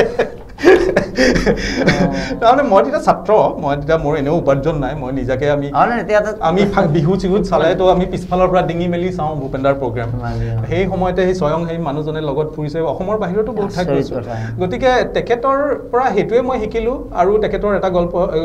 গান আছিলে বিখ্যাত কাহিনী এটি লিখা সেৱাৰে বিষয়ে কৈছিলোঁ বহুবাৰ বন্ধু লেখক তুমি নুশুনিলা দেখুৱালা মিছা অহংকাৰ আচলতে গানটো পদ্ম বৰকটকীও কৈছে পিছত মোক যে আচলতে কাহিনী এটি লিখা মোৰ বিষয়ে বুলি তেখেতে বীৰেন্দ্ৰ কুমাৰ ভট্টাচাৰ্যক এইটো গান উপলক্ষ কৰি লিখিছিলে যে মই জীৱনত ইমান অভিজ্ঞতা পালোঁ বৈচিত্ৰ্য মোৰ জীৱনলৈতো এখন উপন্যাস হ'ব পাৰে মোক তেনেকুৱা নায়ক কৰি নকৰে কেলে কিন্তু তোমালোকে অহংকাৰ দেখালা নকৰিলা গতিকে সেই জেনেৰেশ্যনটোক তেখেতে আশা ভংগ হ'ল চাগে সেই গানটো লিখি থৈ দিলে মোক লেখাটো দেখিছিলে আৰু এই যে সংস্কৃতিটো অলপ বুজি পাওঁ কলা তেখেতে কিবা আশা কৰিছিল নেকি যে ই কিবা মোৰ হয়তো ৰেকৰ্ড ৰাখিব এইখন কিতাপৰ পিছত আৰু বাকী এইখন ব্ৰহ্মপুত্ৰয়ন বিয়ন কিতাপখনৰ কথা অলপ ক'লোৱে মই আৰু কাৰ আগত লিখা হৈছিলে এইখন নাই এইখন মই অকলে লিখা এইটো খালি প্ৰতীক ছবি হিচাপে দিছোঁ ব্ৰহ্মপুত্ৰ গৱেষণাৰ মোৰ প্ৰথম মোৰ সহযোগী আছিলে ব্ৰিটেইনৰ টেছ জয়ছ তেখেত ব্ৰিটিছ কবি আৰু এনভাইৰনমেণ্টেলিষ্ট গতিকে এই ফটোটো প্ৰতীক হিচাপে দিয়া হৈছে ব্ৰহ্মপুত্ৰত আমি নৌকা যাত্ৰা কৰি আছোঁ তাৰ অসমীয়া মেখেলা চাদৰ পিন্ধা তেওঁ এইটো দিয়া হৈছিলে আৰু ইয়াত বিভিন্ন দেশত বিভিন্ন আমি কি কাম কৰিলোঁ হলিউডৰ লগত কেনেকৈ আমি ডকুমেণ্টাৰী ফিল্ম কৰিলোঁ কিবা কৰিলোঁ আৰু ব্ৰহ্মপুত্ৰৰ ৰিচাৰ্চৰো বিভিন্ন জাপানৰ ইউনেস্কোৰ লগত কেনেকৈ সহযোগ কৰিছোঁ জাৰ্মানীৰ লগত সহযোগ কৰিছোঁ এনেকুৱা ধৰণৰ বিভিন্ন ধৰণৰ ইয়াত কাহিনী ফটো সহিতে আমি অলপ চলপ বৰ্ণনা কৰিছোঁ ইয়াত এইখন গ'ল আৰু এইখন হ'ল মোৰ প্ৰথম উপন্যাস ছপা হৈ ওলাইছিলে ইয়াৰো কাহিনী আছে এইখন মানে আমাৰ অসমৰ কিছুমান ক্লাব পশ্চিমীয়া ক্লাব আছে গোপন ৰাতি চলে নৈক ক্লাব তাত আমাৰ অসমৰ কিছুমান ভব্যগব্য মানুহ যায় এইটো আমাৰ ডিম্বেশ্বৰে অলপ চলপ জানে এইটো আজি যোৱা শতিকাৰ কথা কৈছোঁ মই আৰু তাত অসমীয়া ছোৱালী গাভৰু ছোৱালী তেতিয়া ভাৰতত নতুনকৈ ঐশ্বৰ্য হেৰি সুস্মিতা ৰায় ওলাইছে মিছ ৱৰ্ল্ড হ'ব পাৰি মিছ ইউনিভাৰ্চ হ'ব পাৰি ভাৰতীয় ছোৱালী তেওঁলোকে সপোন দেখাইছে আৰু সেই সপোনটো অসমতো বিয়পাই দিছিলে এই ক্লাববিলাকে যে তোমালোককো আমি মিছ ৱৰ্ল্ড মিছ ইউনিভাৰ্চ বনাব পাৰোঁ বা তোমালোকক মডেল বনাই বম্বেলৈ পঠাব পাৰোঁ এক্ট্ৰেছ হ'ব পাৰা গতিকে তোমালোকে আমাৰ ক্লাবত আহি কেৱল বিকিনি পিন্ধি মানে বিউটি কণ্টেষ্ট কৰিব লাগিব তেনেকৈ আমাৰ অনুৰাধা শৰ্মা পূজাৰী, হোমেন বৰগোহাঁই, পবিত্ৰ মাৰ্ঘেৰিটা এতিয়াৰ সাংসদ, অজিত ভূঞা এতিয়াৰ সাংসদ, তেখেতসকলে বাতৰি ওলাইছিলে সেই বিষয়ে কাকতত। আৰু তেতিয়া সেই বাতৰিৰ সূত্ৰ ধৰি মই সেই ব্যক্তিসকলক, তাৰ মাজত শিশু সাহিত্যিকা আছিলে, তাৰ মাজত ভব্যগব্য পুলিচ বিষয়া আছিলে, ব্যুৰ'ক্ৰেট আছিলে, আৰু বেলেগ বেলেগ মানুহ লেখকো আছিলে, লেখিকা আছিলে। গতিকে মই তেওঁলোকৰ সাক্ষাৎকাৰ লৈছিলোঁ কিছুমান, যে কি মানসিকতাত গৈ আপুনিতো ভব্যগব্য একেবাৰে মেখেলা চাদৰ পিন্ধি গৈ আপুনি বিষ্ণু ৰাভা দিৱস কৰে দিনত কৰি মানুহক কয় যে অসমীয়া সংস্কৃতি ৰক্ষা কৰা, আকৌ ৰাতি গৈ আপুনি অসমীয়া গাভৰু ছোৱালী, কলেজত পঢ়ি থকা ছোৱালীবিলাকক নি বিকিনি পিন্ধাই অনা অসমীয়া কিছুমান কোম্পানীৰ এক্সিকিউটিভৰ আগত উলিয়াই দিব, মদ কোম্পানীয়ে স্পন্সৰ কৰিব, আৰু সিহঁতক মডেল বনাম বুলি বিউটি কণ্টেষ্টত জিকাই বম্বেলৈ পঠিয়াব। তাত গৈ তেওঁলোকে হয়তো পতিতাবৃত্তিত নামে বা বিভিন্ন ধৰণে এক্সপ্লইট হয়। সেই কিয় কৰে? আপোনালোকৰ মানসিকতাটো কি পায়? তেওঁলোকৰ কথাটো হ'ল এইটো ক্ষমতা, সেইটো কৰাৰ কাৰণে আমাৰ ক্ষমতা আছে, আমিয়ে অসমৰ সৰ্বেসৰ্বা, অসমৰ ধৰণী আমিয়ে ধৰি ৰাখিছোঁ। গতিকে মোৰ তেতিয়া এইটো সহ্য নহ'ল যে সেইখিনি মানুহে যদি অসমৰ ধৰণী ধৰে, একবিংশ শতিকাৰ অসম আমি কি অসম পাম? গতিকে তেতিয়াৰ মই নজৰ, আজিৰ পৰা এখন 20-25 বছৰ আগৰ কথা, তেতিয়া নৱম প্ৰজন্ম হিচাপে মোৰ অনুভৱ বা প্ৰতিবাদেৰে নৈশ ক্লাবত বিগত যৌৱনা এইখনে লিখিলোঁ। তাত যৌৱনা, পূৰ্ণ যৌৱনা গাভৰুবিলাকক লৈ যায় যদিও সিহঁতৰ ভূমিকা নাই। বিগত যৌৱনা যিবিলাক 50-60 বছৰ হ'ল তেওঁলোকেহে মুখ্য ভূমিকা লৈছে। গতিকে এইবিলাকৰ সঁচা কথাই আছে। গতিকে এইখন কিতাপ বেন হৈ গ'ল। বেন মানে এইটো চেঞ্চত বেন হ'ল। প্ৰকাশক আছিলে অসম বুক ডিপো, নাম কৈ দিওঁ মই এতিয়া, পাণবজাৰৰ বিশিষ্ট প্ৰকাশক। তেওঁলোকে কলিকতাত ছপালে। তেওঁলোকক গৈ এই লেখিকা দল এটাই গৈ কিতাপ ওলোৱাৰ আগতে বিজ্ঞাপন ওলাওঁতে গৈ তেওঁলোকে ক'লে কিমান পইচা লাগে আমি দিম, কিতাপখন নুলিয়াব। তেওঁলোকে ক'লে আমিতো খৰচ কৰিলোঁ, যদি যিমান খৰচ কৰিলে আমি ডাবল দিম, কিতাপ নুলিয়াব। এতিয়া সালমান ৰাজদিৰ মিডনাইট চিলড্ৰেন,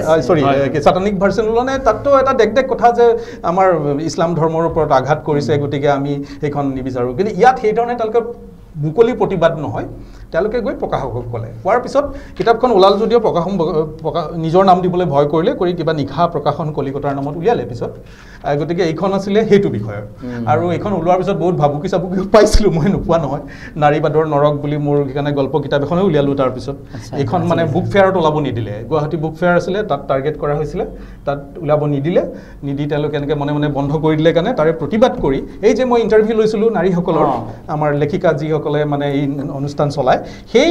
প্ৰতিগৰাকী নাৰীৰ ইণ্টাৰভিউৰ ভিত্তিত এটা গল্প লিখিলোঁ লৰালৰিকৈ। এসপ্তাহত নাৰীবাদৰ নৰক বুলি এইখন কিতাপ, তাত সেই বাতৰিবিলাকক দি পেলাই ব্লেক এণ্ড হোৱাইট ওলাই দিলোঁ। এইখন চুপাৰিত হৈ গ'ল। আজিও মানুহে বিচাৰে, 2টা সংস্কৰণ ওলাই গ'ল নাৰীবাদৰ নৰক, আজিৰ পৰা 25 বছৰ আগতে। মই এতিয়া আগ্ৰহ কৰা নাই, কিন্তু ওলাব পাৰে। গতিকে লেখক হিচাপে মই ভাবিছোঁ যে এই ধৰণে আমি ভূমিকা লোৱা উচিত। এইখন হ'ল ঋতুৱে তুমি ঋতুপৰ্ণা। এইখনৰ এটা বিশেষত্ব কৈ লওঁ, মালালা ইউছুফজাই বুলি ছোৱালীজনী আছিলে, তেওঁ তেতিয়া নোবেল প্ৰাইজ পোৱা নাই, কেৱল তালিবানে গুলিয়াইছিলে। এটা কাৰণে গুলিয়াইছিলে, তেওঁ পঢ়িব বিচাৰে। এজনী ছোৱালীৰ শিক্ষা ল'ব ওলোৱাৰ কাৰণে যদি জীৱন দিবলগীয়া হয়, তেনেকুৱা ধৰণৰ ঘটনা অসমতো নহয় নেকি? তালিবান বা এই ধৰণে গুলিওৱা ঘটনা হয়তো নহ'ব পাৰে, কিন্তু মানসিকতা আমাৰ বেলেগ নেকি? আমাৰো যে জাত পাতৰ বিভাজন আছে, উচ্চ শিক্ষা উচ্চ জাত, নিম্ন জাত, সেইমতে শিক্ষা দীক্ষাৰ কথা আহে, বিয়া বাৰুৰ কথা আহে। তাত এই যে তথাকথিত শিক্ষিত মানুহ, ইউনিভাৰ্চিটি কলেজৰ প্ৰফেচাৰ ৰেংকৰ মানুহেও নিজৰ ল'ৰা ছোৱালী, বামুণজনে নিজৰ ছোৱালী বিয়া দিব লাগে, এই বামুণ ল'ৰা এটা বিচাৰচোন, বা আমাৰ জাতৰ কলিতা বিচাৰচোন, এইবিলাক যে আছে তাৰ প্ৰতিবাদ কৰি এইটো বিৰুদ্ধে মোৰ এখন উপন্যাস আছিলে। আৰু প্ৰদীপ চলিহা আছিলে অসমৰ এজন বিশিষ্ট শিল্পী। তেওঁ বহুতৰ শিক্ষক, যে ইন্দিৰা পিপি বৰাৰ তেওঁ মোমায়েকে আছিলে। ইন্দিৰা পিপি বৰাক তেওঁৱেই শিকাইছিলে, তেওঁৱেই ভাৰতনাট্যমো শিকাইছিলে, সত্ৰীয়াও শিকাইছিলে। কিন্তু পাছত মই দেখিলোঁ যে গুৰুক চাৰাই ভাগিনীয়ে গৈ এৱাৰ্ডবিলাক পালে। ইন্দিৰা বাইদেউৰ মোৰ খুবেই ভাল সম্পৰ্ক ব্যক্তিগতভাৱে, কিন্তু তেওঁ সাহিত্য একাডেমীৰ বাবে কিবা পালে, কিন্তু গুৰু তেখেতৰ মোমায়েক তেতিয়া জীয়াই আছে, অলৰ বৃদ্ধ, 80+, কিন্তু তেখেতে একো সন্মান পোৱা নাছিলে। মোৰ খুব বেয়া লাগিলে। মই তেখেতৰ ইণ্টাৰভিউ লৈ মই কিমানখিনি তেখেতৰ অৱদান বিভিন্ন দিশত, তেখেতে ঐতিহ্যৰ পৰা আৰম্ভ কৰি সত্ৰীয়া নৃত্যৰ মুদ্ৰালৈকে তেখেতে কিমান দিশত চৰ্চা কৰিছে। তৃতীয়খন অসমীয়া চিনেমাৰ তেখেত হিৰো আছিলে, ৰূপহী নামৰ চিনেমাখন, পাৰ্বতী প্ৰসাদ বৰুৱা ডাইৰেক্টৰ। সেই গোটেইবিলাক উলিয়াই মই এখন কিতাপ উলিয়াই দিলোঁ। আৰু মোৰ এইটোৱে ভাল লাগে, তাৰ 2 বছৰমান পিছত তেখেত ঢুকালে, কিন্তু ঢুকোৱাৰ আগতে তেখেতে সংগীত নাটক একাডেমী এৱাৰ্ড পালে, তেখেতে অসম চৰকাৰৰ শিল্পী পেঞ্চন পালে, ডিব্ৰুগড় ইউনিভাৰ্চিটি তেখেতক অনাৰী D.Litt পৰ্যন্ত দিলে। গতিকে এইখন কিতাপৰ মই সেইটো সফলতা বুলি ভাবোঁ। আৰু মোৰ মা আছিলে অনাথ কেন্দ্ৰৰ নাট্যকাৰ আছিলে নিজাকে প্ৰেছ চলাইছিলে তেতিয়া যেতিয়া মহিলা নাট্যকাৰ সিমান নাছিলে তেতিয়াই লিখিছিলে গুৱাহাটী ৰেডিঅ' চেণ্টাৰত বহুত বাজিছিলে তাৰোপৰি মায়ে প্ৰেছ চলাইছিলে প্ৰেছত বহুত নিবনুৱা ল'ৰা ছোৱালীক শিক্ষা দিছিলে ট্ৰেইনিং দিছিলে বিনামূলীয়া ৰাখিছিলে খুৱাই বুৱাই আৰু এনেও তেখেত মানে লাৰু পিঠা বা অসমীয়া পৰম্পৰাগত খাদ্যৰ এগৰাকী বিশেষজ্ঞ আছিলে তাৰ ওপৰত কিতাপ লিখিছিলে প্ৰথম অসমীয়া কিতাপ অসমীয়া পিঠা পনাৰ মোৰ মায়ে লিখিছিলে কিন্তু মোৰ মাৰ কাৰণেই মই জীৱনকালত মাক প্ৰমোট নকৰিলোঁ এইটো মোৰ এটা ভুল বুলি মই ভাবোঁ এতিয়া সেইকাৰণে মা মৰি গ'ল আজি 10 বছৰ আগতে 2014 তাৰপিছত মাৰ গোটেই ৰচনাৱলীবিলাক মই এতিয়া উলিয়াবলৈ আৰম্ভ কৰিছোঁ এইখন প্ৰথম খণ্ড নলিনী প্ৰভা ডেকাৰ ৰচনাৱলী তেখেত এখন আলোচনী উলিয়াইছিল নেকি শিশু আলোচনী উলিয়াইছিলে গম পাইছিলোঁ মোৰ হাতত আছে দুই মহীয়সী প্ৰিয়ম হাজৰিকা নলিনী প্ৰভা ডেকা আন এখন আছে ভৱানন্দ ডেকা 500 শতিকাৰ অসমৰ অৰ্থনীতি আন এখন আছে শংকৰদেৱ কৃষ্ণ ঘোষা কীৰ্তন ঘোষা এইখন মই বৰ্ণনাটো কৰি দিওঁ এইখন হ'ল মহাপুৰুষ কীৰ্তন ঘোষাৰ ইংৰাজী গদ্য অনুবাদ ব্যাখ্যা যিটো বস্তু কেতিয়াও আগতে কোনো অসমত কৰা হোৱা নাছিলে মোৰ দেউতা মৃত্যুৰ আগতে কৰি গ'ল কামটো দেউতাই বিচাৰিছিলে যে অসমীয়া সাহিত্য গোটেই বিশ্বই জানিব লাগিলে আমি ব্যাখ্যা কৰি তেওঁলোকে বুজা ভাষাত দিব লাগিব সেইটো কোনো অসমৰ বিদগ্ধ সাহিত্যিক বা ইংৰাজী ভাষাৰ বিদগ্ধ পণ্ডিতসকলে কৰিব লাগিছিল কৰা নাছিল কিন্তু সেইকাৰণে মোৰ দেউতা অৰ্থনীতিৰ মানুহ হ'লেও দেউতাই এইটো কাম কৰি গ'ল কিন্তু পাণ্ডুলিপিটো মোৰ হাতত দিলে সোমবাৰে দেউতা মৰি গ'ল 2006 চনৰ কথা কৈছোঁ আজিৰ পৰা 18 বছৰ আগতে এতিয়া মোৰ এইটো পবিত্ৰ কৰ্তব্য বুলি মই ধৰিছিলোঁ অসম প্ৰকাশন পৰিষদে লৈছিলে ওইখিনি দেউতাৰ গোটেই ৰচনাৱলী কিন্তু তেওঁলোকৰ সেক্ৰেটাৰী সলনি হোৱাৰ লগে লগে তেওঁলোকে সিদ্ধান্ত ল'লে এইবিলাক কিতাপৰ দৰকাৰ নাই বুলি দলিয়াই দিলে পাণ্ডুলিপি দিয়াৰ কাৰণে মই নিজে প্ৰকাশ কৰিব পাৰোঁ মোক শিক্ষা দীক্ষা দি থৈ গৈছে পাৰ্চেণ্ট দি গৈছে গতিকে কীৰ্তন ঘোষা ভলিউম 4টা প্ৰথম ভলিউম এইটো এইখন মই নিজে সম্পাদনা কৰি শংকৰদেৱজ কীৰ্তন ঘোষা উলিয়ালোঁ এতিয়া আমাজন যোগে গোটেই পৃথিৱীত উপলব্ধ গোটেই পৃথিৱীত যেতিয়া অসমীয়া সাহিত্যৰ বিষয়ে কোনোবাই জানিবলৈ বিচাৰি গুগল চাৰ্চ কৰে এইখন কিতাপ তাৰ মাজত আহে সেইটোৱে মোৰ আনন্দ আন এখন কিতাপ আছে লক্ষ্মীনাথ বেজবৰুৱাৰ literature and his literature Bezbaroa Lakshminath বেজবৰুৱাৰ এইখন কিতাপ আচলতে অসমীয়া সাহিত্যৰ বুৰঞ্জী Assamese language and literature and সাহিত্যৰতী লক্ষ্মীনাথ বেজবৰুৱা হয় এইখন প্ৰথম উন্মোচন কৰিছিলে ভাৰতৰ ৰাষ্ট্ৰপতিয়ে 1968 চনত আৰু এইখনেই অসমীয়া ভাষা সাহিত্য সম্পৰ্কত প্ৰথম কিতাপ যিখন ইংৰাজী ভাষাত লিখা আগতেও আছিলে কিন্তু প্ৰথম ৰাষ্ট্ৰপতিয়ে উন্মোচন কৰিছে আনুষ্ঠানিকভাৱে হয় সেইখন আৰু এইখনৰ দ্বিতীয় সংস্কৰণটো মই সম্পাদনা কৰি উলিয়ালোঁ আৰু তাত ডাঙৰ গুৰুত্বপূৰ্ণ কথা হ'ল কি ভাৰতৰ দুজনকৈ ৰাষ্ট্ৰপতি আৰু দুজনকৈ প্ৰধানমন্ত্ৰীয়ে তাৰ ফৰৱাৰ্ড লিখিছিলে তেওঁলোকৰ চহী সহকাৰে আছে আৰু এইখনেই বোধহয় অসমীয়া ভাষা সাহিত্যৰ একমাত্ৰ গ্ৰন্থ য'ত দুজন ভাৰতৰ ৰাষ্ট্ৰপতি আৰু দুজন ভাৰতৰ প্ৰধানমন্ত্ৰীয়ে ফৰৱাৰ্ড লিখিছিলে গতিকে এইখিনি কথা মানুহে জনা উচিত বুলি দেউতা মৰি যোৱাৰ পিছত মই আকৌ উলিয়ালোঁ ঠিক আছে আমি সামৰিব লাগিব আপোনাৰ বিষয়ে কৈতো শেষ কৰিব নোৱাৰি ইমান কাম কেনেকৈ কৰে তাৰমানে আৰু এটা তথ্য দি থওঁ আৰু এটা উত্তৰো দিব তেওঁৰ প্ৰশ্নৰ এখন চিনেমা নিৰ্মাণ হৈ আছে তেওঁৰ ইতিমধ্যে কৈছিলোঁ মেক্সিকো চহৰত এজনী প্ৰেমিকাৰ আধাৰত ইংলিছ আছামিজ এণ্ড স্পেনিছ ইংৰাজী অসমীয়া স্পেনিছ ট্ৰাইলেংগুৱেল এখন চিনেমা নিৰ্মাণ হৈ আছে ইটালী ব্ৰিটেইন মেক্সিকো আদি দেশৰ শিল্পীয়ে চিনেমাখনত নিশ্চয় অংশগ্ৰহণ কৰিছে আৰু তেওঁ আমাক সাক্ষাৎকাৰ বহাৰ পূৰ্বে জনোৱা মৰ্মে অসমতে ইয়াৰ শ্বুটিং হৈছে তো এই চিনেমাখনৰ কথা মানে মই চমুতে কৈ দিওঁ এতিয়া সময় কম কাৰণে মোক মোৰ মেক্সিকোৰ সম্পৰ্কত গল্পটোৰ কথা যিহেতু আলোচনা হ'ল সেই গল্পটো দেশে বিদেশে বহুত ঠাইৰ পৰা অনুবাদ হৈ প্ৰকাশ হৈছে স্বয়ং মেক্সিকোৰ পৰাও মেক্সিকোৰ কাকতত স্পেনিছ ভাষাটো ওলাইছিলে আৰু ইংৰাজী ভাষাটো ওলাইছিলে তাৰপিছতে মই জানো ওলাইছে যেতিয়া নিশ্চয় কোনোবা মানুহে হ'লেও পঢ়িছে কিন্তু মোৰ কোনো আইডিয়া নাছিলে 2004 চনতে ওলাইছিলে আজি 20 বছৰ আগতে কিন্তু আজি কিছু বছৰ আগতে 7-8 বছৰমান আগতে মেক্সিকাৰ এগৰাকী লেখিকা তেওঁ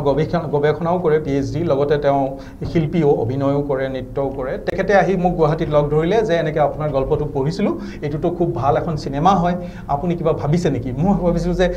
সাহিত্য লিখিবলৈ ভাল আমি গোটেই পৃথিৱী ঘূৰি ফুৰিব পাৰোঁ কিন্তু এখন চিনেমা কৰা মানে এখন বিদেশ মেক্সিকোৰ মানুহ তাৰ পটভূমি শিল্পী বহুত কথা আছে গতিকে এইটো অসমত থাকি সম্ভৱ নহয় বলিউডত থকা হ'লে হয়তো কথাটো বেলেগ আছিলে তেওঁ কৈছে নহয় আমি মেক্সিকোৰ পৰা প্ৰডাকশ্যনটো কৰিব পাৰোঁ আপোনালোকে কো প্ৰডাকশ্যন যদি কৰে তেতিয়া এখন হ'ব আৰু বেছি খৰচৰ নহয় আউটডোৰ শ্বুটিং হ'ব ইয়াত মোটামুটি এনেকুৱা আৰু আমি সহযোগ কৰিম আৰু তেওঁলোকে যিহেতু তেনেকৈ ক'লে গতিকে ময়ো সাহস কৰিলোঁ তাৰপিছত চিত্ৰনাট্য লিখা হ'ল চুক্তিবদ্ধ হৈ গ'ল আমাৰ কৰি পেলাই আমি ভাবিলোঁ প্ৰথম পৰ্যায়ৰ শ্বুটিংখিনি আমি অসমতে কৰোঁ বিদেশী শিল্পী আহিব লাগিব আৰু সঁচাকৈ সেই ধৰণে এৰেঞ্জ হ'ল কোনো আমাৰ পৰা টকা পইচা নোলোৱাকৈ তেওঁলোকে কেৱল এটা শিল্পকৰ্মৰ প্ৰতি যি সদ্ভাৱ থকাৰ কাৰণে ইটালী ব্ৰিটেইন মেক্সিকো ইজৰাইল আৰু আৰ্জেণ্টিনাৰ শিল্পী আহি আমাৰ ইয়াত আহিলে আমি ব্ৰহ্মপুত্ৰত ফেৰী লৈছিলোঁ লৈ তাত শ্বুটিং কৰিছোঁ উত্তৰ গুৱাহাটীতো শ্বুটিং কৰিছোঁ কৰি আমাৰ ইতিমধ্যে 40-50% শ্বুটিং হৈ গ'ল কিন্তু দুৰ্ভাগ্যবশতঃ তাৰ পিছতে আমাৰ যিহেতু কোভিডৰ এইটো লকডাউন হৈ গ'ল পৃথিৱী জুৰি তাৰ পিছৰ পৰা আমি পিছৰখিনি মিলাব পৰা নাই অলপ বাহিৰত শ্বুটিং কৰিবলগীয়া আছে বিদেশত গৈ পেলাই কিন্তু বাকীখিনি আমাৰ শ্বুটিং হৈ আছে তাৰে নিউজ ৰিপৰ্ট আমাৰ পেপাৰে পত্ৰে ওলাইছিলে ফটো সহকাৰে ঠিকে বাৰু আপুনি আন এটা কুৱেশ্যন এতিয়া কাকতে পত্ৰে বা সৰ্বত্ৰ চৰ্চা হৈছে যে ভাৰত আপুনি এগৰাকী সংবিধানৰ মানে ৰক্ষক হিচাপে আপুনি এগৰাকী অধিবক্তা কিন্তু এতিয়া কাকতে পত্ৰে চৰ্চা হৈছে যে ভাৰতীয় গণতন্ত্ৰৰ সংকট আহি পৰিছে যে বাক স্বাধীনতা ৰুদ্ধ কৰিব বিচাৰিছে এটা ৰাষ্ট্ৰীয় দলে বা এটা সংগঠনে এই সম্পৰ্কত আপুনি কি ক'ব মানে এতিয়া মোৰ কথাটো হ'ল কি মই নাগৰিক যি হিচাপে কথা কওঁ মই এতিয়া নাগৰিক হিচাপে কওঁ কোনো প্ৰফেশ্যন লৈ মোৰ শিক্ষাগত অৰ্হতা লৈ মই নকওঁ কোৱাটো উচিত নহয় কিন্তু মই বিশেষ ৰাজনৈতিক দল বুলি নকওঁ কিন্তু গণতন্ত্ৰৰ আমাৰ ব্যৱস্থাটো যে যথেষ্ট দুৰ্বল সেইটো বিষয়ে মই লিখা মেলা কৰিছোঁ মোৰ আগৰ পৰা প্ৰবন্ধ পাতি ওলাইছে মই এটা কথাই কৈছোঁ যে যেতিয়ালৈকে নিৰ্বাচন ব্যৱস্থাটোত প্ৰাৰ্থীয়ে নিজে টকা ঘটি পেলাই খৰচ কৰি নিৰ্বাচন খেলা ব্যৱস্থাটো থাকিব তাৰমানে যিজনৰ টকা নাই তেওঁ নিৰ্বাচন খেলিব নোৱাৰে ডাল দৰিদ্ৰজন কেতিয়াও নিৰ্বাচিত প্ৰাৰ্থী হ'ব নোৱাৰে পোষ্টাৰখন ছপাবলৈ পইচা লাগিব গাড়ী এখন ভাড়া কৰি কেম্পেইন কৰিব যাব পইচা লাগিব গতিকে এই ব্যৱস্থাটো সলনি হ'ব লাগে ষ্টেট স্পন্সৰ্ড হ'ব লাগে যিকেইজন কেণ্ডিডেট উঠিব তেওঁলোকৰ গোটেই খৰচ চৰকাৰে বহন কৰিব যাতে সকলোৱে সমান পায় লেভেল প্লেইং ফিল্ড বুলি যিটো কোৱা হয় সেইটো আমাৰ নোহোৱাটোহে আমাৰ দুৰ্বলতা মই নাভাবোঁ যে এটা দল বেয়া সেইটো দল ভাল কাৰণ আজি এইটোক বেয়া বুলি কৈছে কাইলৈ সেইটোকে ভাল বুলি ক'ব যোৱাকালি যিটোক বেয়া কৈছিলে আজি তেওঁলোককে ভাল বুলি কোৱা হয় গতিকে মই কোনো ৰাজনৈতিক বিষয়লৈ নোযোৱাকৈ মই জেনেৰেলি মই এজন নাগৰিক হিচাপে কওঁ যে আমাৰ নিৰ্বাচনী ব্যৱস্থাটোৰ আমাৰ সলনি কৰাৰ প্ৰয়োজন কৰি পেলাই তাত ধনৰ ব্যৱহাৰটো একেবাৰে সম্পূৰ্ণ বন্ধ হ'ব লাগিব মই যদি আজি 1 লাখ টকা কিবা এটা কামত খৰচ কৰোঁ মই বিচাৰিম যে কাইলৈ ঘূৰি আহক মই কিতাপ এখন প্ৰকাশকে ছপালে তেওঁ কাইলৈ বিচাৰিব যে সেইখনৰ ধনটো ঘূৰি আহক গতিকে সকলো ক্ষেত্ৰতে সেইটো হয় তেতিয়াহ'লে আমি কিয় ধৰিম যে নিৰ্বাচন খেলাসকলে নিবিচাৰিব যে এই ধনখিনি তেওঁৰ ঘূৰি আহিব নালাগে কাৰণ পৰৱৰ্তী আকৌ নিৰ্বাচন খেলিব লাগিব এনেকুৱা ধৰণৰ কথা আছে গতিকে গণতান্ত্ৰিক ব্যৱস্থাটোত ষ্টেট স্পন্সৰ্ড হ'ব লাগে আৰু সেইটো মই লিখিছোঁ আৰু সেইটোৱে মোৰ মত আচ্ছা যেহেতু আপুনি এগৰাকী কবি হিচাপে পৰিচিত কাব্য সংকলন নিশ্চয় আমাৰ ইয়াতে আছিলে বা আপোনাৰ যদি এইখনে নেকি ইয়েছ মানে আচলতে কবিটো মই ইমান মই আজি নিজকে কবি বুলি দাবী নকৰোঁ কবিতা পাঠ হিচাপে আমি অকণমান উপভোগ কৰিব বিচাৰিছোঁ মোৰ এটা কবিতা লৈ পেলাই যথেষ্ট চৰ্চা আনকি অলপতে দেখিলোঁ ক'ৰবাৰ PhD থেচিছতো লিখিছে অসমৰ বাহিৰত সেইটোকে আপোনালোকক অকণমান শুনাই দিওঁ এইটো 1983 চনত লিখা আছিলে আজিৰ পৰা 41 বছৰ আগতে 8 ফেব্ৰুৱাৰী নিসৰ্গৰ অভিধা ধূসৰ পৃথিৱীৰ তপামূৰত অশ্বক্লান্তৰ এফাকি ৰ'দ জোনাক গুমৰি উঠিল এন্ধাৰে মেলানী মগাৰ বহু আগতেই অসূৰ্যম্পস্যা সৰংগক শ্ৰৱণাৰ সংস্পৰ্শলৈ আহি চিন্ময়তাৰে উদ্ভাসিত হ'ল আলিংগনাবদ্ধ আকাশ আৰু সাগৰ দিগন্তৰ পৰা বহু দূৰলৈ আঁতৰাৰ প্ৰাক মুহূৰ্তত চকুবোৰত জিলিকে পিয়লা ভৰা আশাৰ জিলিকনি ধন্যবাদ ঠিকে ঠিকে ইয়াৰ এফাকি ৰোড শব্দটোৰেই মোৰ কিতাপখনৰ নামকৰণ কৰি দিছিলে আমাৰ হিৰুদাই প্ৰয়াত হিৰুদান ভট্টাচাৰ্য এফাকি ৰোড এখন মোৰ প্ৰথম কিতাপ আছিলে 83 চনত ওলাইছিলে আচ্ছা আপুনিতো অভিনেতা এগৰাকী লেখক অভিনেতা যেই নহওক আপুনি কেনেকুৱা ধৰণৰ অভিনয় কৰি ভাল পায় সৰুতেতো পৌৰাণিক অভিনয় বেছি কৰিছিলোঁ পুৰণা নাটকবিলাকত পৌৰাণিক মাইথলজিকেল তাৰপিছতে টিভি চিৰিয়েলত মই কেমেৰাৰ বেকতহে আছিলোঁ মই ডাইৰেকশ্যন বা স্ক্ৰিপ্ট ৰাইটিং এইবিলাকত মোৰ আগ্ৰহটো বেছি আছিল কিন্তু যিহেতু মোৰ আগৰ অভিনয়ৰ চখটো আছিলে বুলি বহুতে জানে আনকি কটন কলেজ যোৰহাট ইঞ্জিনিয়াৰিং কলেজতো মই অভিনয় কৰিছোঁ কাৰেঙৰ লিগিৰি কৰিছিলোঁ আমি গতিকে ৱাইচ কুৰ্ণী বৰা প্ৰয়াত ৱাইচ কুৰ্ণী বৰা তেখেত প্ৰিয়জন চিনেমাৰ পৰিচালক ৰংমন চিনেমাৰ পৰিচালক তেখেতেই মোক ক'লে যে নহয় তুমি কেমেৰাৰ সন্মুখত ওলাব লাগিব তোমাৰ কাৰণে ধুনীয়া ৰোল এটা আছে ৰোলটো কি আকৌ ময়ে স্ক্ৰিপ্ট লিখিবলগীয়া হৈছিলে তেখেতৰ চিৰিয়েল এখনত এটা কোৰ্ট ৰুম চিন তাৰ এজন উকিল এজন হাৰিব তেওঁৰ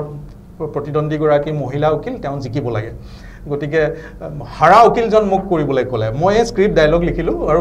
আমাৰ পাকিজা বেগম আছিলে মোৰ বিপৰীতে আৰু সেই উকিল প্ৰথম ওলায়ে কেমেৰা সন্মুখত মই আমাৰ অসমৰ দিগ্গজ অভিনেতা প্ৰাঞ্জল শইকীয়াক জেৰা কৰিবলগীয়া হৈছে চেতনা দাসক অথচ মই ফুল কনফিডেণ্ট হ'ব লাগিব কাৰণ মইতো নাৰ্ভাছ হ'ব নোৱাৰোঁ উকিল তেওঁলোককহে নাৰ্ভাছ কৰিব লাগিব তেনেকেই মোৰ সূত্ৰপাত হ'ল আৰু মই যি অভিনয় কৰিবলৈ দিয়ে মোক যি চৰিত্ৰ মই মানে পালে সুখ পাওঁ মই যদি ঠিক আছে আমি তেওঁৰ বিষয়ে বা অৰ্ণৱজান ডেকাৰ বিষয়ে জানিবলৈ বা চৰ্চা কৰিবলৈ বহু কথা আছে এখন আৰু এটা তথ্য তেখেতে তেওঁৰ পিতৃৰ ওপৰত এখন উপন্যাস ৰচনা কৰিছিলে সেই হ'ল ভৱ আনন্দ সংবাদ আৰু এই কিতাপখন ডিব্ৰুগড় বিশ্ববিদ্যালয়ৰ PhDৰ গৱেষণাৰ বিষয় কোনোবা ছাত্ৰী হয়তো এই কিতাপৰ ওপৰত PhD লাভ কৰিছে গৱেষণা কৰিছে গতিকে এয়া বহু তথ্য আচলতে বহু তথ্য তেওঁৰ বিষয়ে আছে আৰু এই তথ্য সমৃদ্ধ হৈ নিজৰ কামেৰে আজি তেওঁ এইদৰে অসমীয়া সমাজ জীৱনৰ বাবে তেওঁৰ যিখিনি মগজু সেই মগজুৰে হয়তো বহু সীমা অতিক্ৰম কৰি বহু দূৰণিৰ পৰা থাকিব পাৰিলেহেঁতেন কিন্তু তেওঁ প্ৰথমে উল্লেখ কৰিছে যে অসম প্ৰেম আছে আৰু শেষত আৰু এটা তথ্য যে যিহেতু আপোনাক বিশেষ তথ্য দি শেষ কৰিব নোৱাৰি কমল হাছানৰ আপুনি এটা সাক্ষাৎকাৰ লৈছিলে আৰু কমল হাছানৰ সেই সাক্ষাৎকাৰটো চিত্ৰ সংবাদ নামে এখন কাকতত প্ৰকাশ পাইছিলে আৰু সেই সময়ত যিহেতু সঁচা নে মিছা এনেকুৱা ক'ৰবাত চৰ্চা এটা হৈছিলে সূৰ্য হাজৰিকা আপোনাৰ মাতি নি এনেকুৱা তাত ৰেকৰ্ডিঙো আছে আপোনাৰ সেই কমল হাছানৰ অভিজ্ঞতাখিনি চৰ্টলি আৰু অসমৰ অভিজ্ঞতাখিনি মিলে কমল হাছান এগৰাকী সম্পূৰ্ণ ভদ্ৰলোক বম্বেত মাদ্ৰাজত গৈ মই প্ৰথম দেখিছিলোঁ তাত মানুহবিলাক কেনেকুৱা চিনেমা লৈ পাগল অনুৰাগী অৰ্থটো ঠিক নহয় পাগল বুলিয়ে ক'ব লাগিব তেওঁলোকে 100-200 ফুটৰ ডাঙৰ কাট আউট বনায় আৰু তাৰ সন্মুখত পূজা কৰে মই এটা মাদ্ৰাজৰ ওপৰত প্ৰান্তিকত এটা গল্প লিখিছিলোঁ মই সেই তাত মই লিখিছোঁ এজন PhD পোৱা এজন বিশিষ্ট গৱেষক তেওঁ ৰাতিপুৱা প্ৰথম তেওঁ পূজা কৰে গা ধুই উঠি আৰাধ্য দেৱতা হ'ল MGRৰ ফটো আৰু মোক কৈও দিছে হি ইজ মাই গড তেওঁৰ কাৰণে মই আজি PhD কৰি সমাজত ইমান ডাঙৰ গৱেষক প্ৰতিষ্ঠা হ'লোঁ সেইটো সঁচা কাহিনী যিটো মই গল্প কৰি প্ৰান্তিকত লিখিছিলোঁ গতিকে সেই সমাজত সেই চিনেমা ক্ৰেজিবিলাকৰ মাজত মই গৈ তাত কেইবাজনো আমাৰ মাদ্ৰাজী বুলি কোৱা উচিত নহ'ব ভাৰতীয় চিনেমাৰ দিগ্গজ ব্যক্তিক লগ পালোঁ LV প্ৰসাদৰ কথা কৈছোঁৱে মই চাৰু হাছান কমল হাছান মণিৰত্নম এইসকলক লগ পাইছিলোঁ আজিৰ পৰা 30 বছৰ 35 বছৰ আগতে আৰু তেতিয়া মই দেখিলোঁ যে তেখেত মানে ইমান ডাঙৰ ষ্টাৰ এক দুজে কেলে চিনেমাখন কৰাৰ পিছত ভাৰত জুৰি তেখেত জনপ্ৰিয় হ'ল বহুত হিন্দী চিনেমা কৰিলে সাগৰ এইবিলাক কৰিলে কিন্তু তেখেত একেবাৰে ডাউন টু আৰ্থ তেখেতে নিজে আহি মোক বহিবলৈ দিব তেখেতৰ পৰিবাৰ সাৰিকা হিন্দী চিনেমাৰ অভিনেত্ৰী সাৰিকাই এজনী গৃহিণীৰ দৰে আহিছে আমাক কোনো আমনি কৰা নাই আহি মোক কেৱল সুধিছে আপুনি চাহ খাব নে কফি খাব আপোনাৰ বা মোৰ ঘৰত গ'লে আমি যিটো কৰোঁ গতিকে সেই তেখেতসকলৰ লগত থাকি মই সেই বদান্যতাটো দেখিলোঁ আৰু ডাউন টু আৰ্থ হ'লেহে মানুহে উচ্চ স্তৰৰ কাম কৰিব পাৰে তেখেতক মই বহুত কথা সুধিছিলোঁ বাওনা হৈছিলে এখন চিনেমাত আপু ৰাজা বুলি এজন নৰ্মেল ওখ ব্যক্তি আৰু এজন বাওনা ভাতৃ কেনেকৈ কৰিলে আপুনি সেইবিলাকতো স্পেচিয়েল এফেক্ট কৰা নাছিলে তেখেতে কি কৌশল লগালে এই ধৰণৰ কথা পাতিছিলোঁ আমি আৰু বোম্বেতো পিছত লগ পাইছোঁ তেখেতক আৰু তেখেতে মোক কৈছিলে যে সম্পৰ্ক ৰাখিব যদি অসমত কিবা কাম কৰিব পৰা ওলায় কিন্তু তেখেতক লৈ আমি ইয়াত কি কাম কৰিম তেখেতৰ যি বিশাল প্ৰতিভা আমাৰ সংকুচিত অসমীয়া চলচ্চিত্ৰ জগতত স্কোপ দিব পৰা একো নাই কিন্তু সেই সম্পৰ্কটো থাকিলে আৰু তেখেতৰ ইণ্টাৰভিউটো লোৱাৰ পিছত স্বাভাৱিকতে মানে অসমত কোনেও ভবা নাই মই তেতিয়া ইঞ্জিনিয়াৰিঙৰ ছাত্ৰ আকৌ মই কোনো সাংবাদিকো নহয় ইঞ্জিনিয়াৰিং আধাতে এৰি আপুনি মাদ্ৰাজলৈ গৈছিলোঁ চিনেমা শিকিবলৈ আপুনি আগ্ৰহত গৈছিলোঁ কিন্তু এৰি যোৱা নাই ইঞ্জিনিয়াৰিংটো সম্পূৰ্ণ কৰিলোঁ পিছত কিন্তু তেতিয়া মই আহি যেতিয়া ইয়াত দিছোঁ অৰুণলোচন দাস মোক হেমন্ত দাস আমাৰ এতিয়াৰ চলচ্চিত্ৰকাৰ তেখেতসকলে মোক কৈছিলে আপুনি লিখি দিয়ক অসমীয়াত আমি উলিয়াম তেতিয়াও মই ভবা নাছিলোঁ কিন্তু পাছতহে মই শুনিলোঁ তেওঁলোকে মোক ক'লে যে বহুতে কৈছে এই ক'ৰ অসমীয়া ইমান ঢুকি পাব মোল্লা দৌৰ মছজিদ কমল হাছানে তাক ইণ্টাৰভিউ দিব এইটো সম্ভৱে নহয় ফিল্মফেয়াৰত ওলাই ইংৰাজী পুৰণা সাক্ষাৎকাৰৰ অনুবাদ কৰি দিছে আৰু তেতিয়াও সূৰ্য হাজৰিকা আছিলে তেতিয়া এতিয়াৰ সাহিত্য সভাৰ সভাপতি তেতিয়া সেইখন কাকতৰ সম্পাদক মানে তেওঁ মালিক প্ৰকাশক তেখেতে মোক মাতি নি মোলায়ম ভাষাত কৈছিলে যে ডেকা কিবা আপোনাৰ আছে নেকি ৰেকৰ্ডিং তেতিয়া মোৰ অডিঅ' কেছেট আছিলে তেখেতক শুনিব দিলোঁ তাৰপিছত আৰু সেই বিষয়ে কোনো বিতৰ্ক হোৱা নাই এতিয়া সেইখিনি আছে মোৰ তাত মই এতিয়া ডিজিটেল কৰিছোঁ ইউটিউবত আজিকালি ভিডিঅ' কৰে ময়ো কৰিম বুলি ভাবিছোঁ তাৰ লগত ভিজুৱেল টিজুৱেল দি পেলাই আৰু এনেও যদি কোনোবাই সুধিব বিচাৰে কথা বহুত আছে ইমান লিখিব নোৱাৰি নিশ্চয় ইয়াৰ সুন্দৰ অভিজ্ঞতা গতিকে আমি ধন্যবাদ জ্ঞাপন কৰিছোঁ আৰু আগন্তুক সময়ত আৰু বিভিন্ন বিষয়ত আজি তেওঁৰ বিষয়ে কিছু আমি এনালাইচিছ কৰিলোঁ কিন্তু এনেকুৱা বিজ্ঞ ব্যক্তিৰ ওচৰত এনেকুৱা প্ৰশ্ন আমি উত্থাপন কৰিব লাগে য'ৰ পৰা অসমৰ বিভিন্ন কথা আমি সেই কথা অৱগত যে তেনেকুৱা প্ৰশ্ন উত্থাপন কৰিলে জাতিটোৰ বাবে মংগল কিন্তু তেওঁৰ বিষয়ে জনাবলৈ জানিবলৈ আমাৰ ইমানেই আগ্ৰহ বা জনোৱাটো ইমানেই প্ৰয়োজন বুলি ভাবিলোঁ যে এইগৰাকী অসমীয়া মইতো ভাবিম যে অসমৰ যদি 5গৰাকী অসমীয়াৰ এটা আমি যদি মেধাৱী কাম কৰা বা এনেকুৱা ভাৰ্চেটাইল এছামিছৰ আমি তালিকা কৰোঁ আজিৰ মুহূৰ্তত অলপজন ডেকা তাৰ মাজত থাকিব বুলি আমি এটা বিশ্বাস কৰোঁ গতিকে এই কথাখিনি অধিক চৰ্চা হওক বুলি আজি আমি তেনেধৰণৰ প্ৰশ্নলৈ বিশেষ নগৈ আমি তেওঁৰ বিষয়ে এই যিটো সুযোগটো ল'লোঁ আচলতে গতিকে মই বিচাৰিম যে আপোনালোকে এখন পূৰ্ণাংগ গ্ৰন্থ এখন হওক য'ত বিভিন্ন লিখক বা এনেকুৱা এনালাইচিছ হওক য'ৰ পৰা আচলতে আৰু অধিক প্ৰসাৰিত হ'ব কাৰণ আপোনালোকে অসমীয়া হাৰে হিমজুৱে অসমীয়া বা অসমীয়াৰ সৈতে সহবাস কৰি অসমৰ সপোন দেখি অসমক আগবঢ়াই নিয়াৰ স্বপ্ন কৰা দেখা এগৰাকী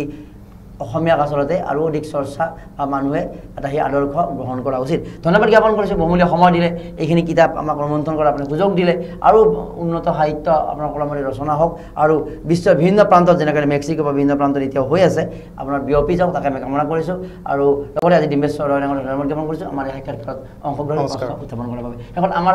ডেম'ক্ৰেচিৰ লগত অহাৰ অভিজ্ঞতা কিবা মই খুব ভাল লাগিল কাৰণ মৰম কুমাৰ ডাঙৰীয়াক মই আগৰ পৰা জানো মৰম লেণ্ডৰ কথা জানো তেখেতৰ মৰম লেণ্ডত মই বুক ফেয়াৰত যেতিয়াই তেখেতে বহা খোলে বিপণী সদায় যাওঁ আৰু তেখেতৰ সাংবাদিক হিচাপেতো জানোৱেই আমি আগৰ পৰা আৰু তেখেতে এতিয়া নিজেই উদ্যোগ লৈ পেলাই এনেকুৱা এটা সংস্থা খুলিছে এতিয়া দৃশ্যশ্ৰব্য মাধ্যমৰ জৰিয়তেও ৰাইজৰ ওচৰ চপা আৰু আজিকালি ইণ্টাৰনেটটো এটা সৰ্বগ্ৰাসী এটা মাধ্যম হৈ গৈছে বাকী কাকত নপঢ়া মানুহে টিভি নোচোৱা মানুহেও ইণ্টাৰনেটটো চাই মোবাইলটো টিপি থাকে গতিকে আশা কৰোঁ ভাল কথা দিবলৈ চেষ্টা কৰিব লাগে কাৰণ বহুত বেয়া কথা অপদ্ৰব্য তাৰ মাজত গৈ থাকে গতিকে তেখেতৰ যি প্ৰচেষ্টা তেখেতৰ আগৰ ট্ৰেক ৰেকৰ্ড চাই যে ভাল কামেই হ'ব বুলি আশা ৰাখিছোঁ ডিম্বেশ্বৰ ৰয়ক মইতো আগৰ পৰা বহুত আগৰ পৰা 30-40 বছৰ আগৰ পৰা জানোৱেই ডেকা সৰু ল'ৰাৰ পৰা এতিয়াও সৰু ল'ৰা বুলি ভাবোঁ তেওঁ গতিকে তেওঁলোকৰ সহযোগত আশা কৰোঁ এই ডেম'ক্ৰেচি লাইভ এইটো এটা জাকত জিলিকা এটা অনুষ্ঠানত পৰিণত হওক বহুদূৰ আগবাঢ়ি যাওক দেশে বিদেশে মানে প্ৰচাৰ হ'বলৈ আজিকালি ইণ্টাৰনেটৰ সুবিধাটো আছে যিহেতু ইয়াৰ সুযোগ লৈ পেলাই তেওঁলোকে ইংৰাজী অনুষ্ঠানো কৰক কেতিয়াবা বাহিৰৰ বিদেশৰ পৰা যিসকল বিশেষজ্ঞ বা মানুহ আহে অসমলৈ তেখেতসকলকো আমি এনেকুৱা মঞ্চ দি পেলাই প্ৰচাৰ কৰিলে সেইবিলাক বাহিৰতো জনপ্ৰিয় হ'ব পাৰে কানেকশ্যন পইণ্ট এটা হ'ব আচলতে এই মুহূৰ্তত কি কাম কৰি আছে আপুনি এই মুহূৰ্তত মই এটা গৱেষণা প্ৰায় সম্পূৰ্ণ হৈছে মোৰ আমাৰ জ্যোতিপ্ৰসাদ আগৰৱালা তেখেতক আমি অসমীয়া চিনেমাৰ পিতৃ বুলি জানো ন' ডাউট কিন্তু তেখেতে জয়মতীৰ জৰিয়তে ভাৰতত ডাবিং টেকন'লজিটো প্ৰথমবাৰলৈ প্ৰৱৰ্তন কৰিছিল তেখেতে নিজে জয়মতীৰ বা অন্যৰ যিকেইটা কণ্ঠত ডাব কৰি দিব লগা হৈছিল বাধ্যত পৰি কাৰণ আগৰ ভইজি চাউণ্ড ছিষ্টেমটো বেয়া হ'ল কিন্তু সেই কামটো কৰি তেখেত যে ভাৰতৰ প্ৰথম ডাবিং আৰ্টিষ্ট হ'ল সেই কথাটো অসমৰ মানুহে আজিলৈকে স্বীকাৰ কৰা বা উপলব্ধি কৰাটো মই দেখা নাই মই বহুত গৱেষণা কৰি বম্বে মাদ্ৰাজ কলিকতাৰ পৰা তথ্য পাতি আনিছোঁ লাহোৰত যাব নোৱাৰিলেও লাহোৰৰ পৰাও তথ্য পাতি পালোঁ বিভিন্নজনৰ PhD গৱেষকৰ পৰাও মই তথ্য পাতি লৈ মই এতিয়া প্ৰমাণ কৰিম মানে হৈছেই মোৰ প্ৰায় সম্পূৰ্ণ যে মই এতিয়া কোৱাটো উচিত নহ'ব কৰিম বুলি কিন্তু তথ্য পাতি হাতত পৰিছে যে তেখেত ভাৰতৰ প্ৰথম ডাবিং আৰ্টিষ্ট সেই গৱেষণাখিনি মই সম্পূৰ্ণ কৰাত ব্ৰতী হৈ আছোঁ লগতে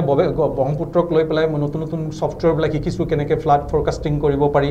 যাতে বানপানীত আমাৰ মানুহ নষ্ট নহয় কোনো সম্পত্তি নষ্ট নহয় 6 মাহ আগতে যদি জনাই দিব পাৰোঁ তোমালোকৰ এইবাৰৰ কিন্তু বানপানী অমুক মাহৰ পৰা এনেকুৱা হ'ব